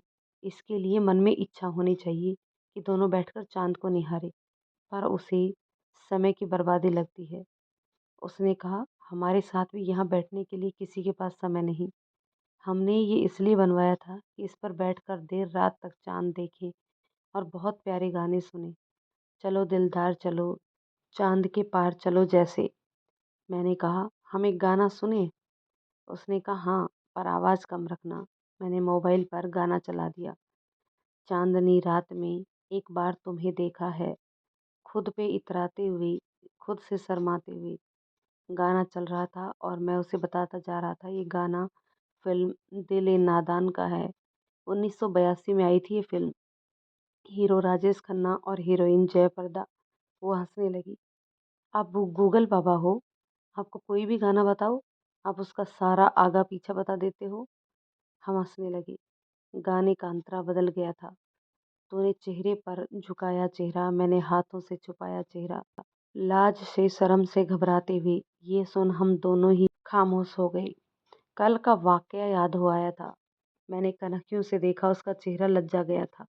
वो खुद को असहज महसूस कर रही थी। मैं भी पानी-पानी था। मैं ही बेवकूफ़ था, बिना सोचे समझे गाना बजा दिया। उसे असहज हुए देख मैंने उससे कहा, चलिए नीचे चलते हैं, ठंड बढ़ गई है। शायद वो तो इस बात का इंतज़ार कर रही थी। वो झट से झूले से उतर गई। इस बार मैं जानबूझकर आगे-आगे हो लिया, पीछे हल्के-हल्के झूलते हुए झूला अकेला रह गया। हम दोनों फिर से ड्राइंग रूम में आकर बैठ गए थे। तब तक माहौल कुछ शांत हो गया था। वो सहज हो चली थी। हम दोनों में सामान्य बातचीत शुरू हो गई थी। वो मेरे ऑफिस का पूछ रही थी। मैंने कहा, ये कल पूछ लेना, आज करने को बहुत बातें हैं। वो हंसने लगी। फिर पूछा, अच्छा आप ये जोड़ बाकी कहाँ से ले आते हो? मैंने पूछा, कौन से जोड़ बाकी? वो बोली, 12 नंबर, 24 नंबर। हम दोनों खिलखिलाकर हंस पड़े। हुआ यूँ था कि मैंने उससे एक बार फ़ोटो मांगी थी। वो कार में बैठी थी। उसने सीट बेल्ट लगाया हुआ था। उसने क्रीम कलर का सूट पहना था। उसके कपड़े सीट बेल्ट से कुछ असहज हो गए थे। मैंने मैसेज किया, आपकी ये पिक आप भी डिलीट कर दो। मैं भी कर रहा हूँ। उस उसका मैसेज आया, क्यों? इसमें क्या खराबी है? इसमें आपका ऊपर का 12 नंबर नुमाया हो रहा है, इसलिए हम ऐसी पिक आपकी नहीं देख सकते। ये 12 नंबर क्या होता है? तो मैंने बताया, व्हाट्सएप की इमेजी में जो पहला सेट है, उसके 24 नंबर पर जो इमोजी लगा है, वो 24 नंबर होता है और 12 पर 12 नंबर। उसने कहा, देखती हूँ। उसके बाद उसका मैसेज आया, बदमाश, पिक डिलीट करो अभी। आज के बाद हम आपको कभी पिक नहीं देंगे। और मेरा हंस-हंस कर बुरा हाल हो गया था। हम दोनों ही उस वक़्त हँस रहे थे। उसने मुझसे पूछा, आप कह रहे थे आपकी पत्नी से आपके संबंध अच्छे नहीं? मैंने कहा हाँ। तो उसने पूछा, आप कोठे वाले के पास जाओ, कभी गए कि नहीं वहाँ? मुझे तो सच ही बोलना था। बोल दिया, एक बार गया था, साथ ही लोग ज़िद करके ले गए, लेकिन वहाँ का माहौल देखकर ही मुझे घृणा हो गई। मैं उनको वहीं छोड़कर चला आया। वो मेरी साफ गोई देखकर मुझे देखने लगी। उसने कहा, आपकी यही सच्चाई आपको सभी से अलग खड़ा कर देती है। हमें आपका सच बोलना बहुत पसंद है। मैंने कहा, जो औरत आधी रात को मुझे विश्वास करके घर बुला सकती है, उसके सामने झूठ बोलेंगे तो ईश्वर कभी माफ़ नहीं करेगा मुझे। वो कुछ देर तक चुप रही। मैंने कहा, मुझे आपका हाथ पकड़ना है। उसने कहा, पकड़ो। मैं काफ़ी देर तक उसका हाथ पकड़कर बैठा रहा। कमरे में सन्नाटा था। रसोई से फ्रिज चलने की आवाज़ें आ रही थी। हम दोनों को ही कुछ नहीं सूझ रहा था। 11:15 बज चुकी थी। मेरी 12 बजे की ट्रेन थी। मैंने घड़ी देखी। उसे कहा, मैं 12:40 पर निकल जाऊंगा। आप ओला कैब कर देना। उसने कहा, ठीक है। उसने बताया, हमारे घर के पास एक कुआं है। मैंने कहा, मुझे आपकी गोद में सर रख कर लेटना है। उसने कहा, कल जैसी हरकत की तो हम आपको चाकू से खून कर देंगे। मैंने कहा, फिर आपको जेल हो जाएगी मेरे खून के इल्ज़ाम में। लाश कहाँ ठिकाने लगाओगे आप? आप हम आपकी लाश को कुएं में डाल देंगे। लेकिन एक समस्या है, कुआं भर गया है। ऐसी कितनी लाशें आपने डाल दी कि कुआं ही भर गया? मेरी ये बात सुनकर हम दोनों बहुत हंसे और हंसते गए।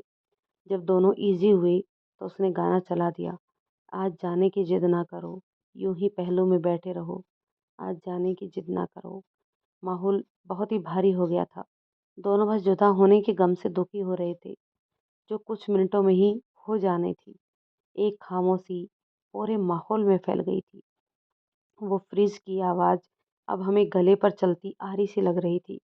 गाना ख़त्म हो गया था, पर दोनों चुप थे। उसने मोबाइल पर उँगलियाँ चलाई और मेरे लिए कैब बुक कर दी, जो कुछ ही देर में आने वाली थी। उसने कहा, अपना सामान सँभाल लें, अभी आपको जाना होगा। मैं उसकी गोद से उठ बैठा। मैंने उसका हाथ कसकर पकड़ लिया और कहा, मैं नहीं जा रहा, मुझे रोक लो प्लीज़। प्लीज़ मैं नहीं जाऊँगा। जाना तो पड़ेगा आपको। कुछ देर में ओला भी आने वाली है और आज रोक भी लूँ तो क्या हुआ? जाना तो होगा ही आपको। मैं फिर बोला, नहीं, मैं नहीं जा रहा, रोक लो मुझे। मैं सुबह 4 वाली ट्रेन से चला जाऊँगा। रोक लो ना प्लीज़। इतने में बाहर से हॉर्न की आवाज़ आई। उसने कहा, लो, आपकी कैब आ गई। मेरा मन किया कैब वाले का मुँह तोड़ दूँ। उसे भी अभी आना था। मैंने उम्मीद भरी नज़रों से उसे देखा कि शायद वो रोक ले, मगर वो तो भेजने पर उतारू थी। उसने मेरा बैग उठाया, मेरी ओर बढ़ा दिया। मैं समझ गया था वो मुझे नहीं रुकने देगी। मैंने उसका चेहरा पढ़ने की कोशिश की, मगर वो कठोर और भावशून्य लगा। मैंने बैग उसके हाथ से लेकर एक ओर रखा और उसके गले से लिपट गया। वो संयत खड़ी थी, फिर उसके हाथ मेरे इर्द-गिर्द कस गए। मैंने उसे हौले से कहा, "रोक लो ना।" "नहीं, जाओ, जाओ, जल्दी।" वो फिर हॉर्न बजाएगा तो पड़ोसी के लोग झाँकेंगे। ये कहकर उसने मुझे अपने से अलग कर दिया। मैंने अपना बैग उठाया और बिना उसकी ओर देखे ही उसके घर के बाहर निकल गया और कैब में जा बैठा। वो कैब के जाने तक दरवाजे पर नहीं आई। शायद मेरे दूर जाने के बाद ही गेट बंद करना चाहती थी। मुझे उस पर बहुत गुस्सा आया। वो चाहती तो रोक सकती थी। मैंने गुस्से से मोबाइल का नेट ऑफ कर दिया।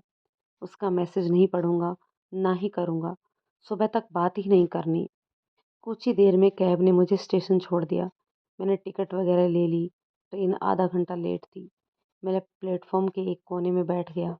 बेचैनी थी। उसकी मौजूदगी का एहसास हो रहा था, जैसे मुझ में बसी हुई है। मैंने बड़ी ही बेकरारी महसूस की और तड़प कर मोबाइल का नेट ऑन किया। उसके कोई 10 मैसेज आए पड़े थे। आज हम फिर से तन्हा हो गए। आपके साथ ये पल गुजार कर लगा जैसे जिंदगी की हर कमी पूरी हो गई। काश ये पल ठहर जाते। आप बहुत अच्छे हो। हमने आप जैसा अच्छा इंसान आज तक नहीं देखा। मैं जानती थी आज आप मुझे उस तरह से नहीं छुओगी। मुझे अच्छा लगा। हमारे प्यार में शरीर आड़े नहीं आएगा। आपको सीने से लगाकर बहुत अच्छा लगा। मुझे मुझे अंदाज़ा नहीं था कि आप गले भी लग जाओगे। पहले हमें असहज लगा, फिर हमने भी आपको कस के सीने से लगा लिया। क्या हुआ? आप जवाब क्यों नहीं दे रहे? ओह! आप पढ़ भी नहीं रहे हैं। खफ़ा हो ना हमसे? बोलो कुछ तो, बोलो ना। उसके मैसेज पढ़कर लगा जैसे किसी ने दिल को ज़ोर से निचोड़ दिया हो। दर्द की एक लहर सी सीने में दौड़ी। मुझे अब उसकी बजाय खुद पर गुस्सा आया। वो भी तो जुदाई का दर्द झेल रही होगी। मैं तो परसों घर जाकर फिर बच्चों में घुल-मिल जाऊँगा, पर वो तो नितांत अकेलापन में रहेगी। शायद मेरे से ज़्यादा जुदाई उसे खल रही हो। मैंने उसे मैसेज किया, "आपने मेरे मैसेज का जवाब क्यों नहीं दिया?" "जी, वो मैं आपसे खफ़ा हो गया था। आपने मेरी कितनी मिन्नतों के बाद भी मुझे अपने घर नहीं रहने दिया, भेज दिया। मैं सुबह 4 वाली ट्रेन से भी तो निकल जाता। सुनिए, हमारा भी मन था आपको रोक लें, मगर हम कभी भी आपके परिवार, आपके काम और आपके निजी जीवन में रुकावट नहीं बन सकते। आपको जाना ज़रूरी था। आज हम फिर अकेले हो गए हैं। आपके कल के नहाए हुए टॉवल को हाथ में लिए बैठे हैं और आपको महसूस कर रहे हैं। ओह जाना, इतना प्यार करती हो हमसे?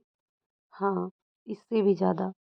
पर जाना, आपको हम में ऐसा क्या दिखता है कि आप हमें इतना प्यार करते हो?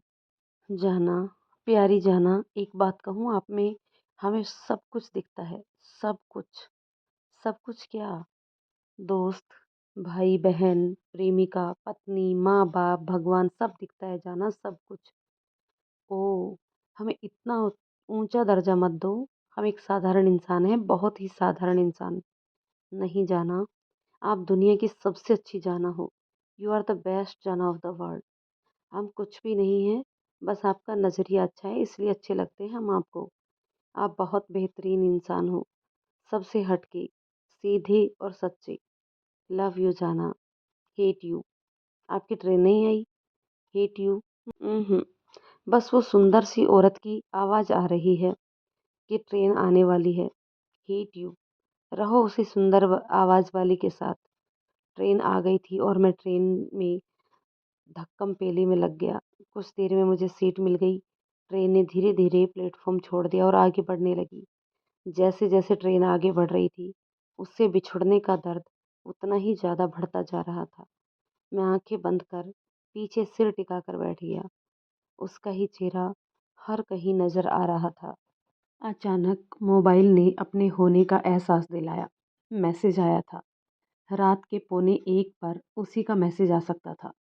उसने एक फ़ोटो भेजी थी जिसमें उसने डेयरी मिल्क की वो चॉकलेट पकड़ी हुई थी।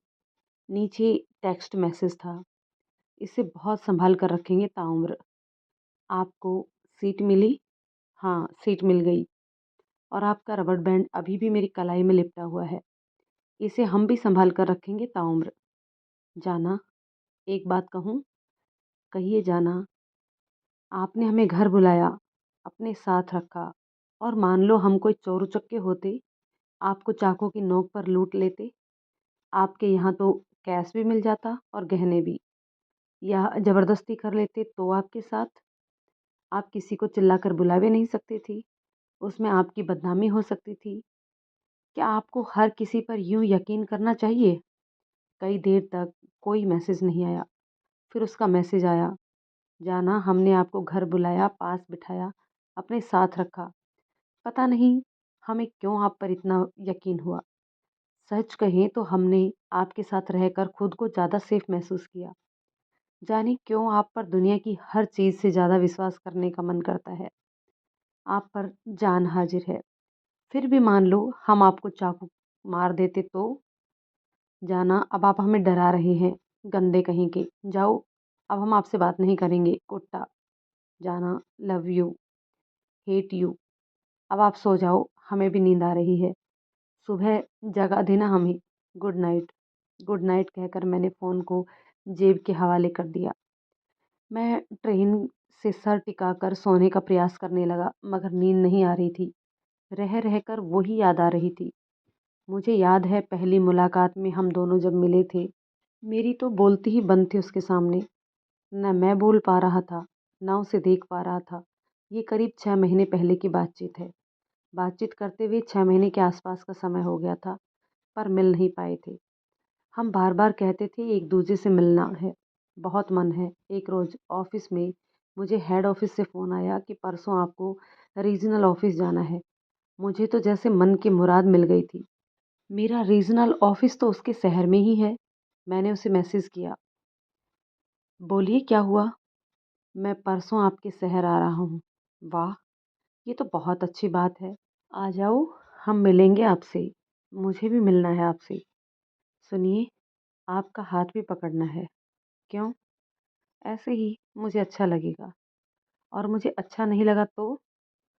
तो नहीं पकड़ेंगे, बस आप मिल लेना। अरे पकड़ लेना और हम ज़रूर मिलेंगे। मैं उस दिन बहुत खुश था। उस दिन उसने ऑफ़िस से छुट्टी ले रखी थी। उसकी बेटी भी घर आई हुई थी। मैंने उसे मैसेज किया, तो उसने बताया कि 2 बजे तक कैसे भी फ्री हो जाना। हम 3 बजे मिलेंगे। हमें केवल 3 घंटे का समय मिलेगा। 3 से 6 मिल पाएँगे। मैंने मैसेज किया कि मैं फ्री होते ही आपको मैसेज करूँगा। आप मिलने की जगह निश्चित कर लें।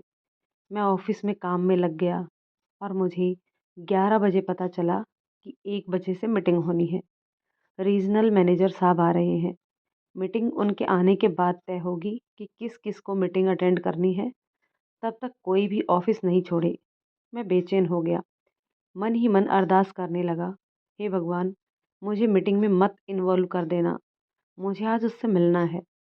बहुत ही असमंजस की स्थिति बनी हुई थी।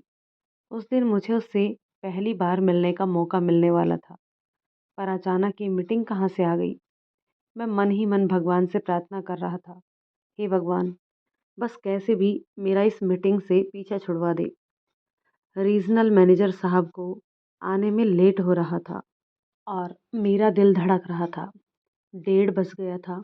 ना रीजनल मैनेजर आए, ना नाम डिसाइड हुआ मीटिंग अटेंड करने वालों का। हम सब बार-बार उनके पीए से पूछ रहे थे, साहब कब आएँगे? और उसका एक ही जवाब था, फ़ोन बंद है साहब का। कुछ देर बाद पीए ने आकर खुशखबरी सुनाई, साहब आज नहीं आएँगी, वो किसी दूसरी मीटिंग में हैं। ओह! वाह! जैसे मेरी कोई लॉटरी लग गई थी। मैं खुशी से उछला, सब मुझे देखकर चौंके और मैं डर गया। मैंने उसे झट से मैसेज कर दिया, मैं फ्री हूँ। उसने मैसेज किया, कितना लेट बताते हो? 1:50 हो चुके हैं। मैं आपको अभी जगह डिसाइड करके बताती हूँ। कुछ देर बाद उसने बताया कि सेंट्रल पार्क के पास एक कॉफ़ी हाउस है। कॉफ़ी एंड कन्वर्स वहाँ मिलिए। मैं जल्द से अपना बैग उठाकर निकल लिया। उस रोज़ मैंने ब्लू शर्ट और जीन्स पहनी थी और रेबेन के छापे वाला डुप्लीकेट चश्मा पहन रखा था। कोई भी मुझे देखकर कह सकता था कि चश्मा नकली वाला लगाया हुआ है। खैर चश्मा मुझे बहुत सूट करता है, ऐसा उसी ने बताया था। मैंने ऑटो किया और चल पड़ा। वो भी निकल गई थी। वो जगह उसके घर से उतनी ही दूर थी जितना मेरे ऑफिस से थी, पर वो मुझसे 15 मिनट पहले ही पहुंच चुकी थी। मैं लेट था और वो मेरा इंतज़ार कर रही थी। ऑटो वाले ने जैसे मुझे निश्चित स्थान पर ड्रॉप किया, मैं झट से उस बड़े से मॉल की ओर बढ़ गया, कैफ़े जिसकी तीसरी मंजिल पर था। मैं लिफ्ट में सवार हो गया, चश्मा अभी भी मेरे चेहरे की शोभा बना हुआ था।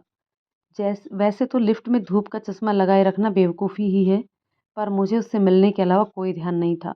लिफ्ट जैसे ही तीसरी मंजिल पर जाकर रुकी, मैं लिफ्ट से बाहर निकला। वहाँ पर 22 से 24 साल के बीच की 3 लड़कियाँ लिफ्ट पर का वेट कर रही थी। मुझे बाहर निकलता देख और मेरा डुप्लीकेट चश्मा देखकर एक लड़की ने गाना गा दिया, हुड़ हुड़ दबंग दबंग दबंग दबंग। मुझे तुरंत गाना सूझ गया, मुन्नी बदनाम हुई डार्लिंग तेरे लिए। पर मैंने जवाब नहीं दिया। मुझे स्त्री जात का अपमान करना अच्छा नहीं लगता था। वो लड़कियां मेरा मजाक उड़ाकर खिलखिलाते हुए लिफ्ट में सवार हो गई। मैं अपनी ही धुन में कैफ़े की तरफ बढ़ गया। मेरी धड़कनें शोर कर रही थी। आज पहली बार मैं उससे मिलने वाला था। वो भी इंतज़ार कर रही थी मेरा। मैंने कॉल किया, आप किस तरफ बैठी हो? उसने बताया, आप जिस तरफ से एंटर करोगे उसके ठीक बाएं विंडो के पास। मैंने गुलाबी सूट पहना है। मैंने कहा, मैंने ब्लू शर्ट पहना हुआ है। मैं कैफ़े में प्रवेश कर गया। बाईं ओर देखा, विंडो के पास एक अप्सरा जैसी दिखने वाली खूबसूरत सी महिला बैठी हुई थी। उसे देखते ही मेरी हिम्मत जवाब दे गई। कैफ़े में प्रवेश करने से पहले मैंने चश्मा उतार लिया था। मैं उसकी तरफ बढ़ गया। वो मुझे देखकर मुस्कुराई। मैं भी मुस्कुरा दिया। मैंने दोनों हाथ जोड़कर उसे नमस्ते कहा। उसने भी नमस्ते का जवाब दिया। मैं उसके सामने वाली सीट पर जाकर बैठ गया। उसने पूछा, आने में तकलीफ़ तो नहीं हुई? मैंने ना में गर्दन हिला दी। उसने कहा, पानी पीजिए। शायद वो समझ गई थी कि मैं नर्वस हो चला हूँ। मैं ज़िंदगी में कभी भी इतने महंगे कैफ़े में, और वो भी किसी महिला के साथ, कभी नहीं गया था। मैंने पानी पिया और अपने माथे पर चूँ-चाँ आए पसीने को पोंछा। हालांकि पूरा मॉल ही एयर कंडीशन था, पर मुझे पसीना ही आ गया था। उसने पूछा, और ऑफिस में सब ठीक है? मैंने होले से हाँ कह दिया। वास्तविक बात तो ये थी कि मैं उसके व्यक्तित्व के सामने बिल्कुल ही साधारण लग रहा था, और इसलिए खुद को बहुत असहज महसूस कर रहा था। वो मेरे लिए एक बोतल में जूस लेकर आई थी। उसने कहा, क्या लेंगी? पहले कॉफ़ी ऑर्डर करेंगे, उसके साथ स्नैक्स, जो आप कहें। फिर मैं आपके लिए ये जूस लेकर आई हूँ, वो पिएंगे। मैंने कहा, आप जो मन मंगवा लें। उसने कहा, नहीं, आपकी मर्जी का खाएंगे आज। उसने मेरी ओर मेन्यू बढ़ा दिया। मैं सबसे कम कीमत वाली चीज़ें देख रहा था और मन ही मन खर्चे का आकलन कर रहा था। पेमेंट मुझे ही करना था, तो जेब देखनी भी ज़रूरी थी। मैंने देखा, उस मेन्यू के हिसाब से मेरी जेब बहुत ढीली होने वाली थी। शायद किराया ही कम पड़ जाए जाने का। जाने उसे कैसे क्या आइडिया हुआ। उसने मेन्यू मुझसे लेते हुए कहा, मैं ऑर्डर करती हूँ। उसने सैंडविच ऑर्डर किए। उसने बताया, यहाँ के सैंडविच बहुत अच्छे होते हैं, और ये कैफ़े जैसा नाम है वैसा ही है।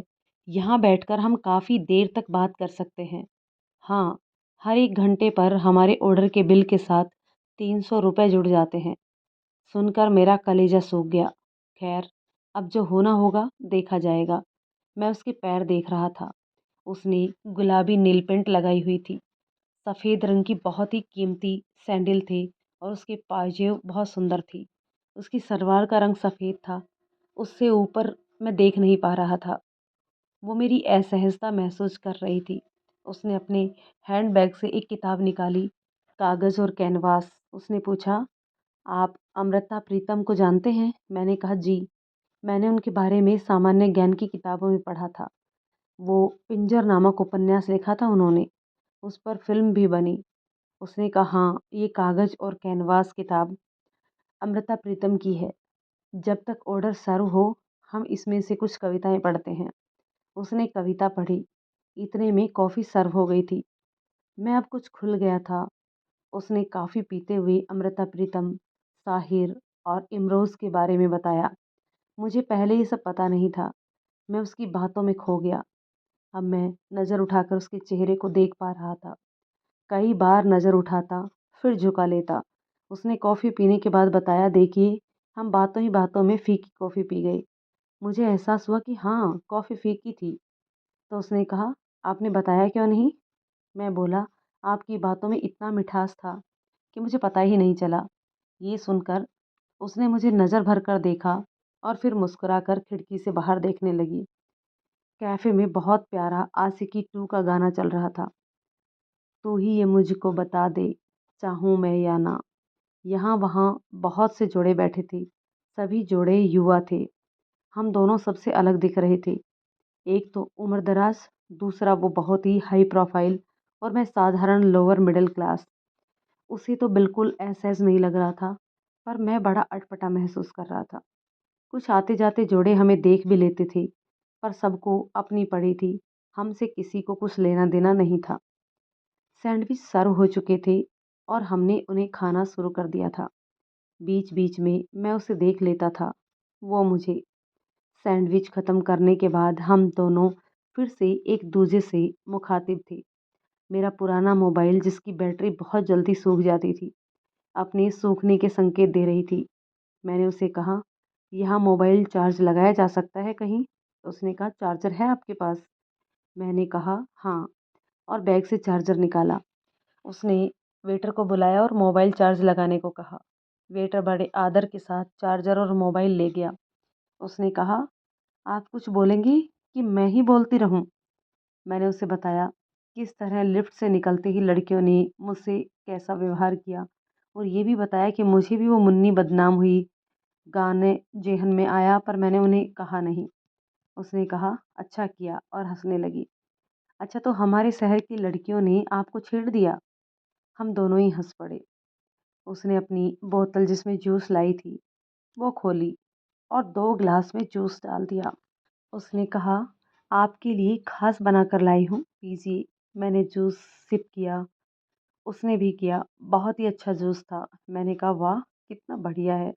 उसने कहा, सच? मैंने कहा, सच। वो मुस्कुरा दी।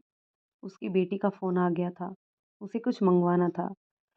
उसने बेटी से बात की और मैं खामोशी से उसे देखता रहा।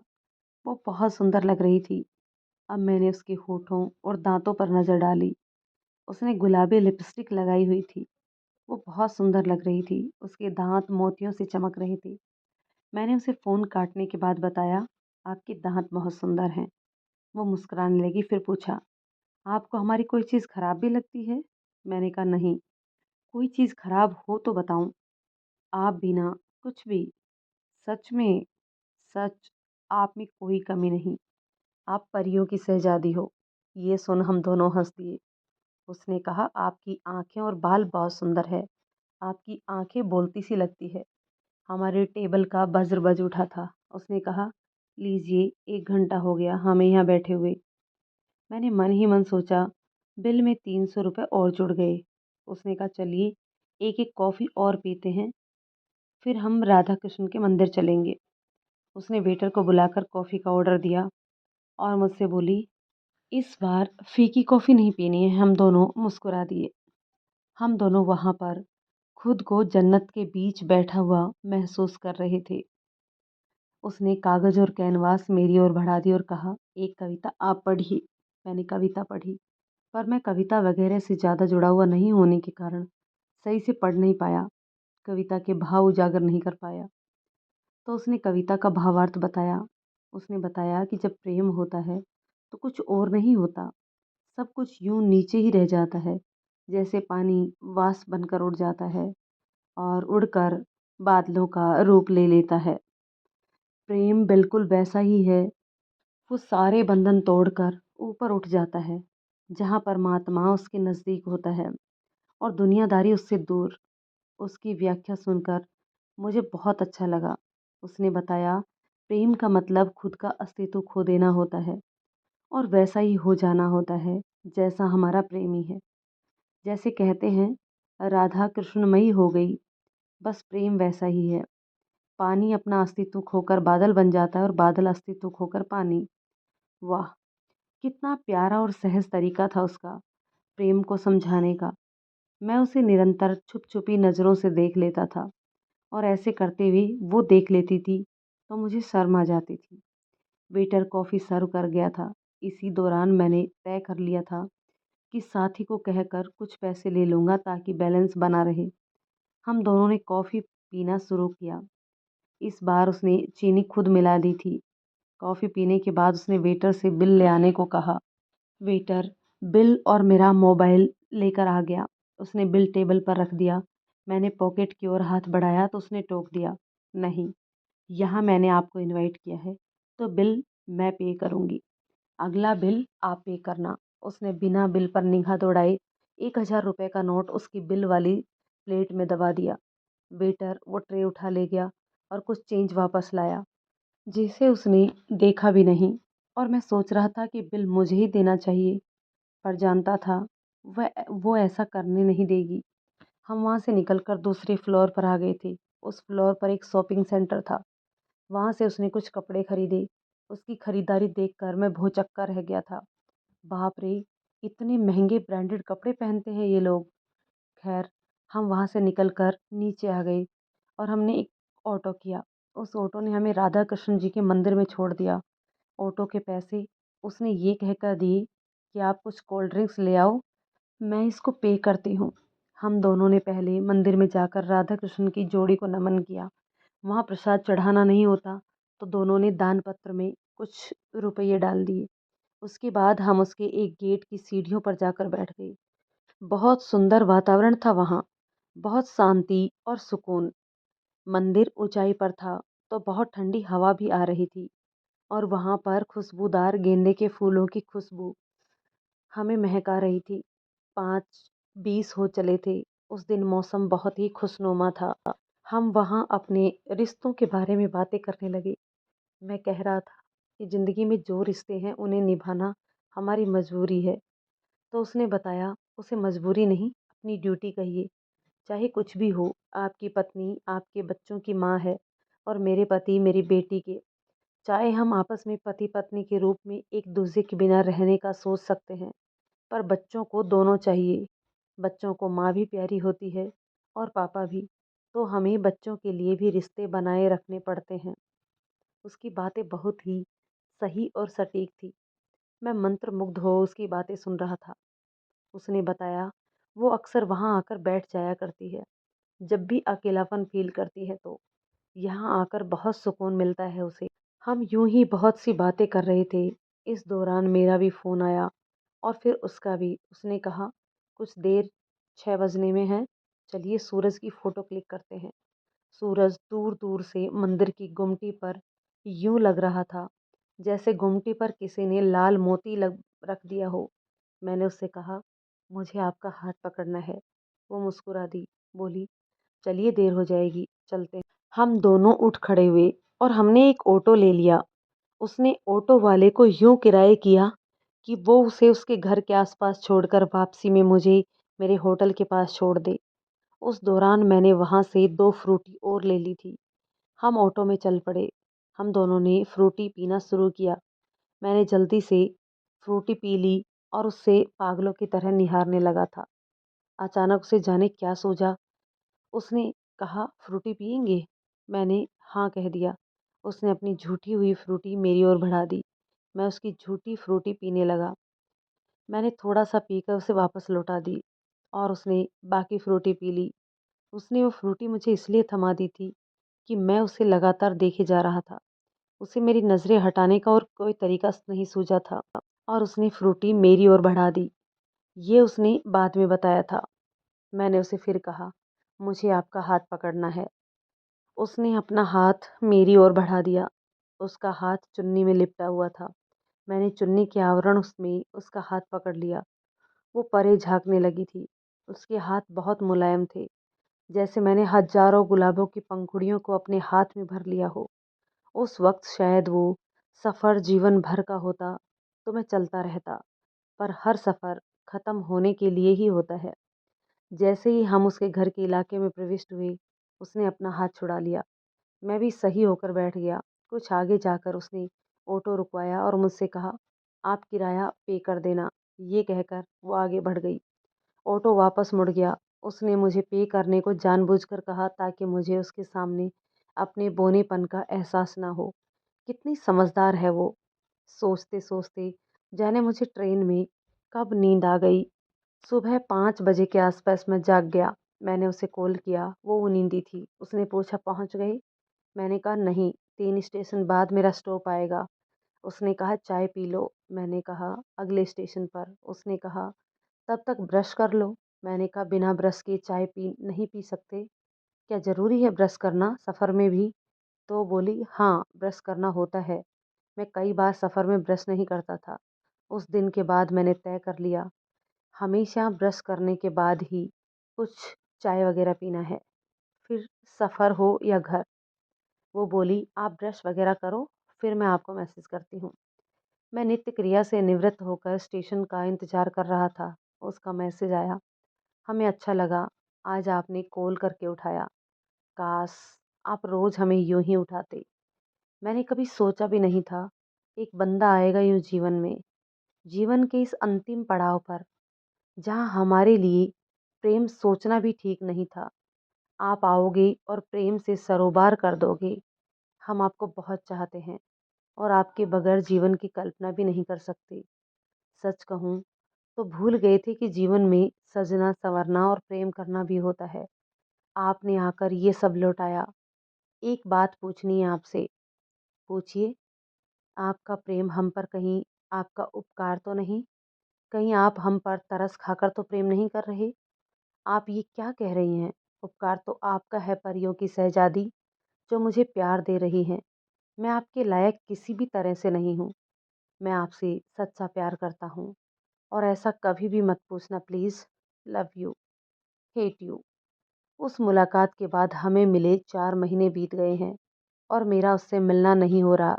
मैं इंतज़ार कर रहा हूँ, किस्मत कब उससे मिलने का मौका दे। तो दोस्तों ये थी उस डायरी की प्रेम कहानी। दोस्तों ये कहानी आपको कैसी लगी? कमेंट करके ज़रूर बताइएगा। यदि कहानी पसंद आए तो इसे लाइक शेयर कर दीजिए और यदि चैनल पर पहली बार आए हैं तो प्लीज़ चैनल को सब्सक्राइब ज़रूर कर लीजिए। तो चलिए दोस्तों, मिलते हैं इसी तरीके की किसी और कहानी में। तब तक के लिए शुक्रिया।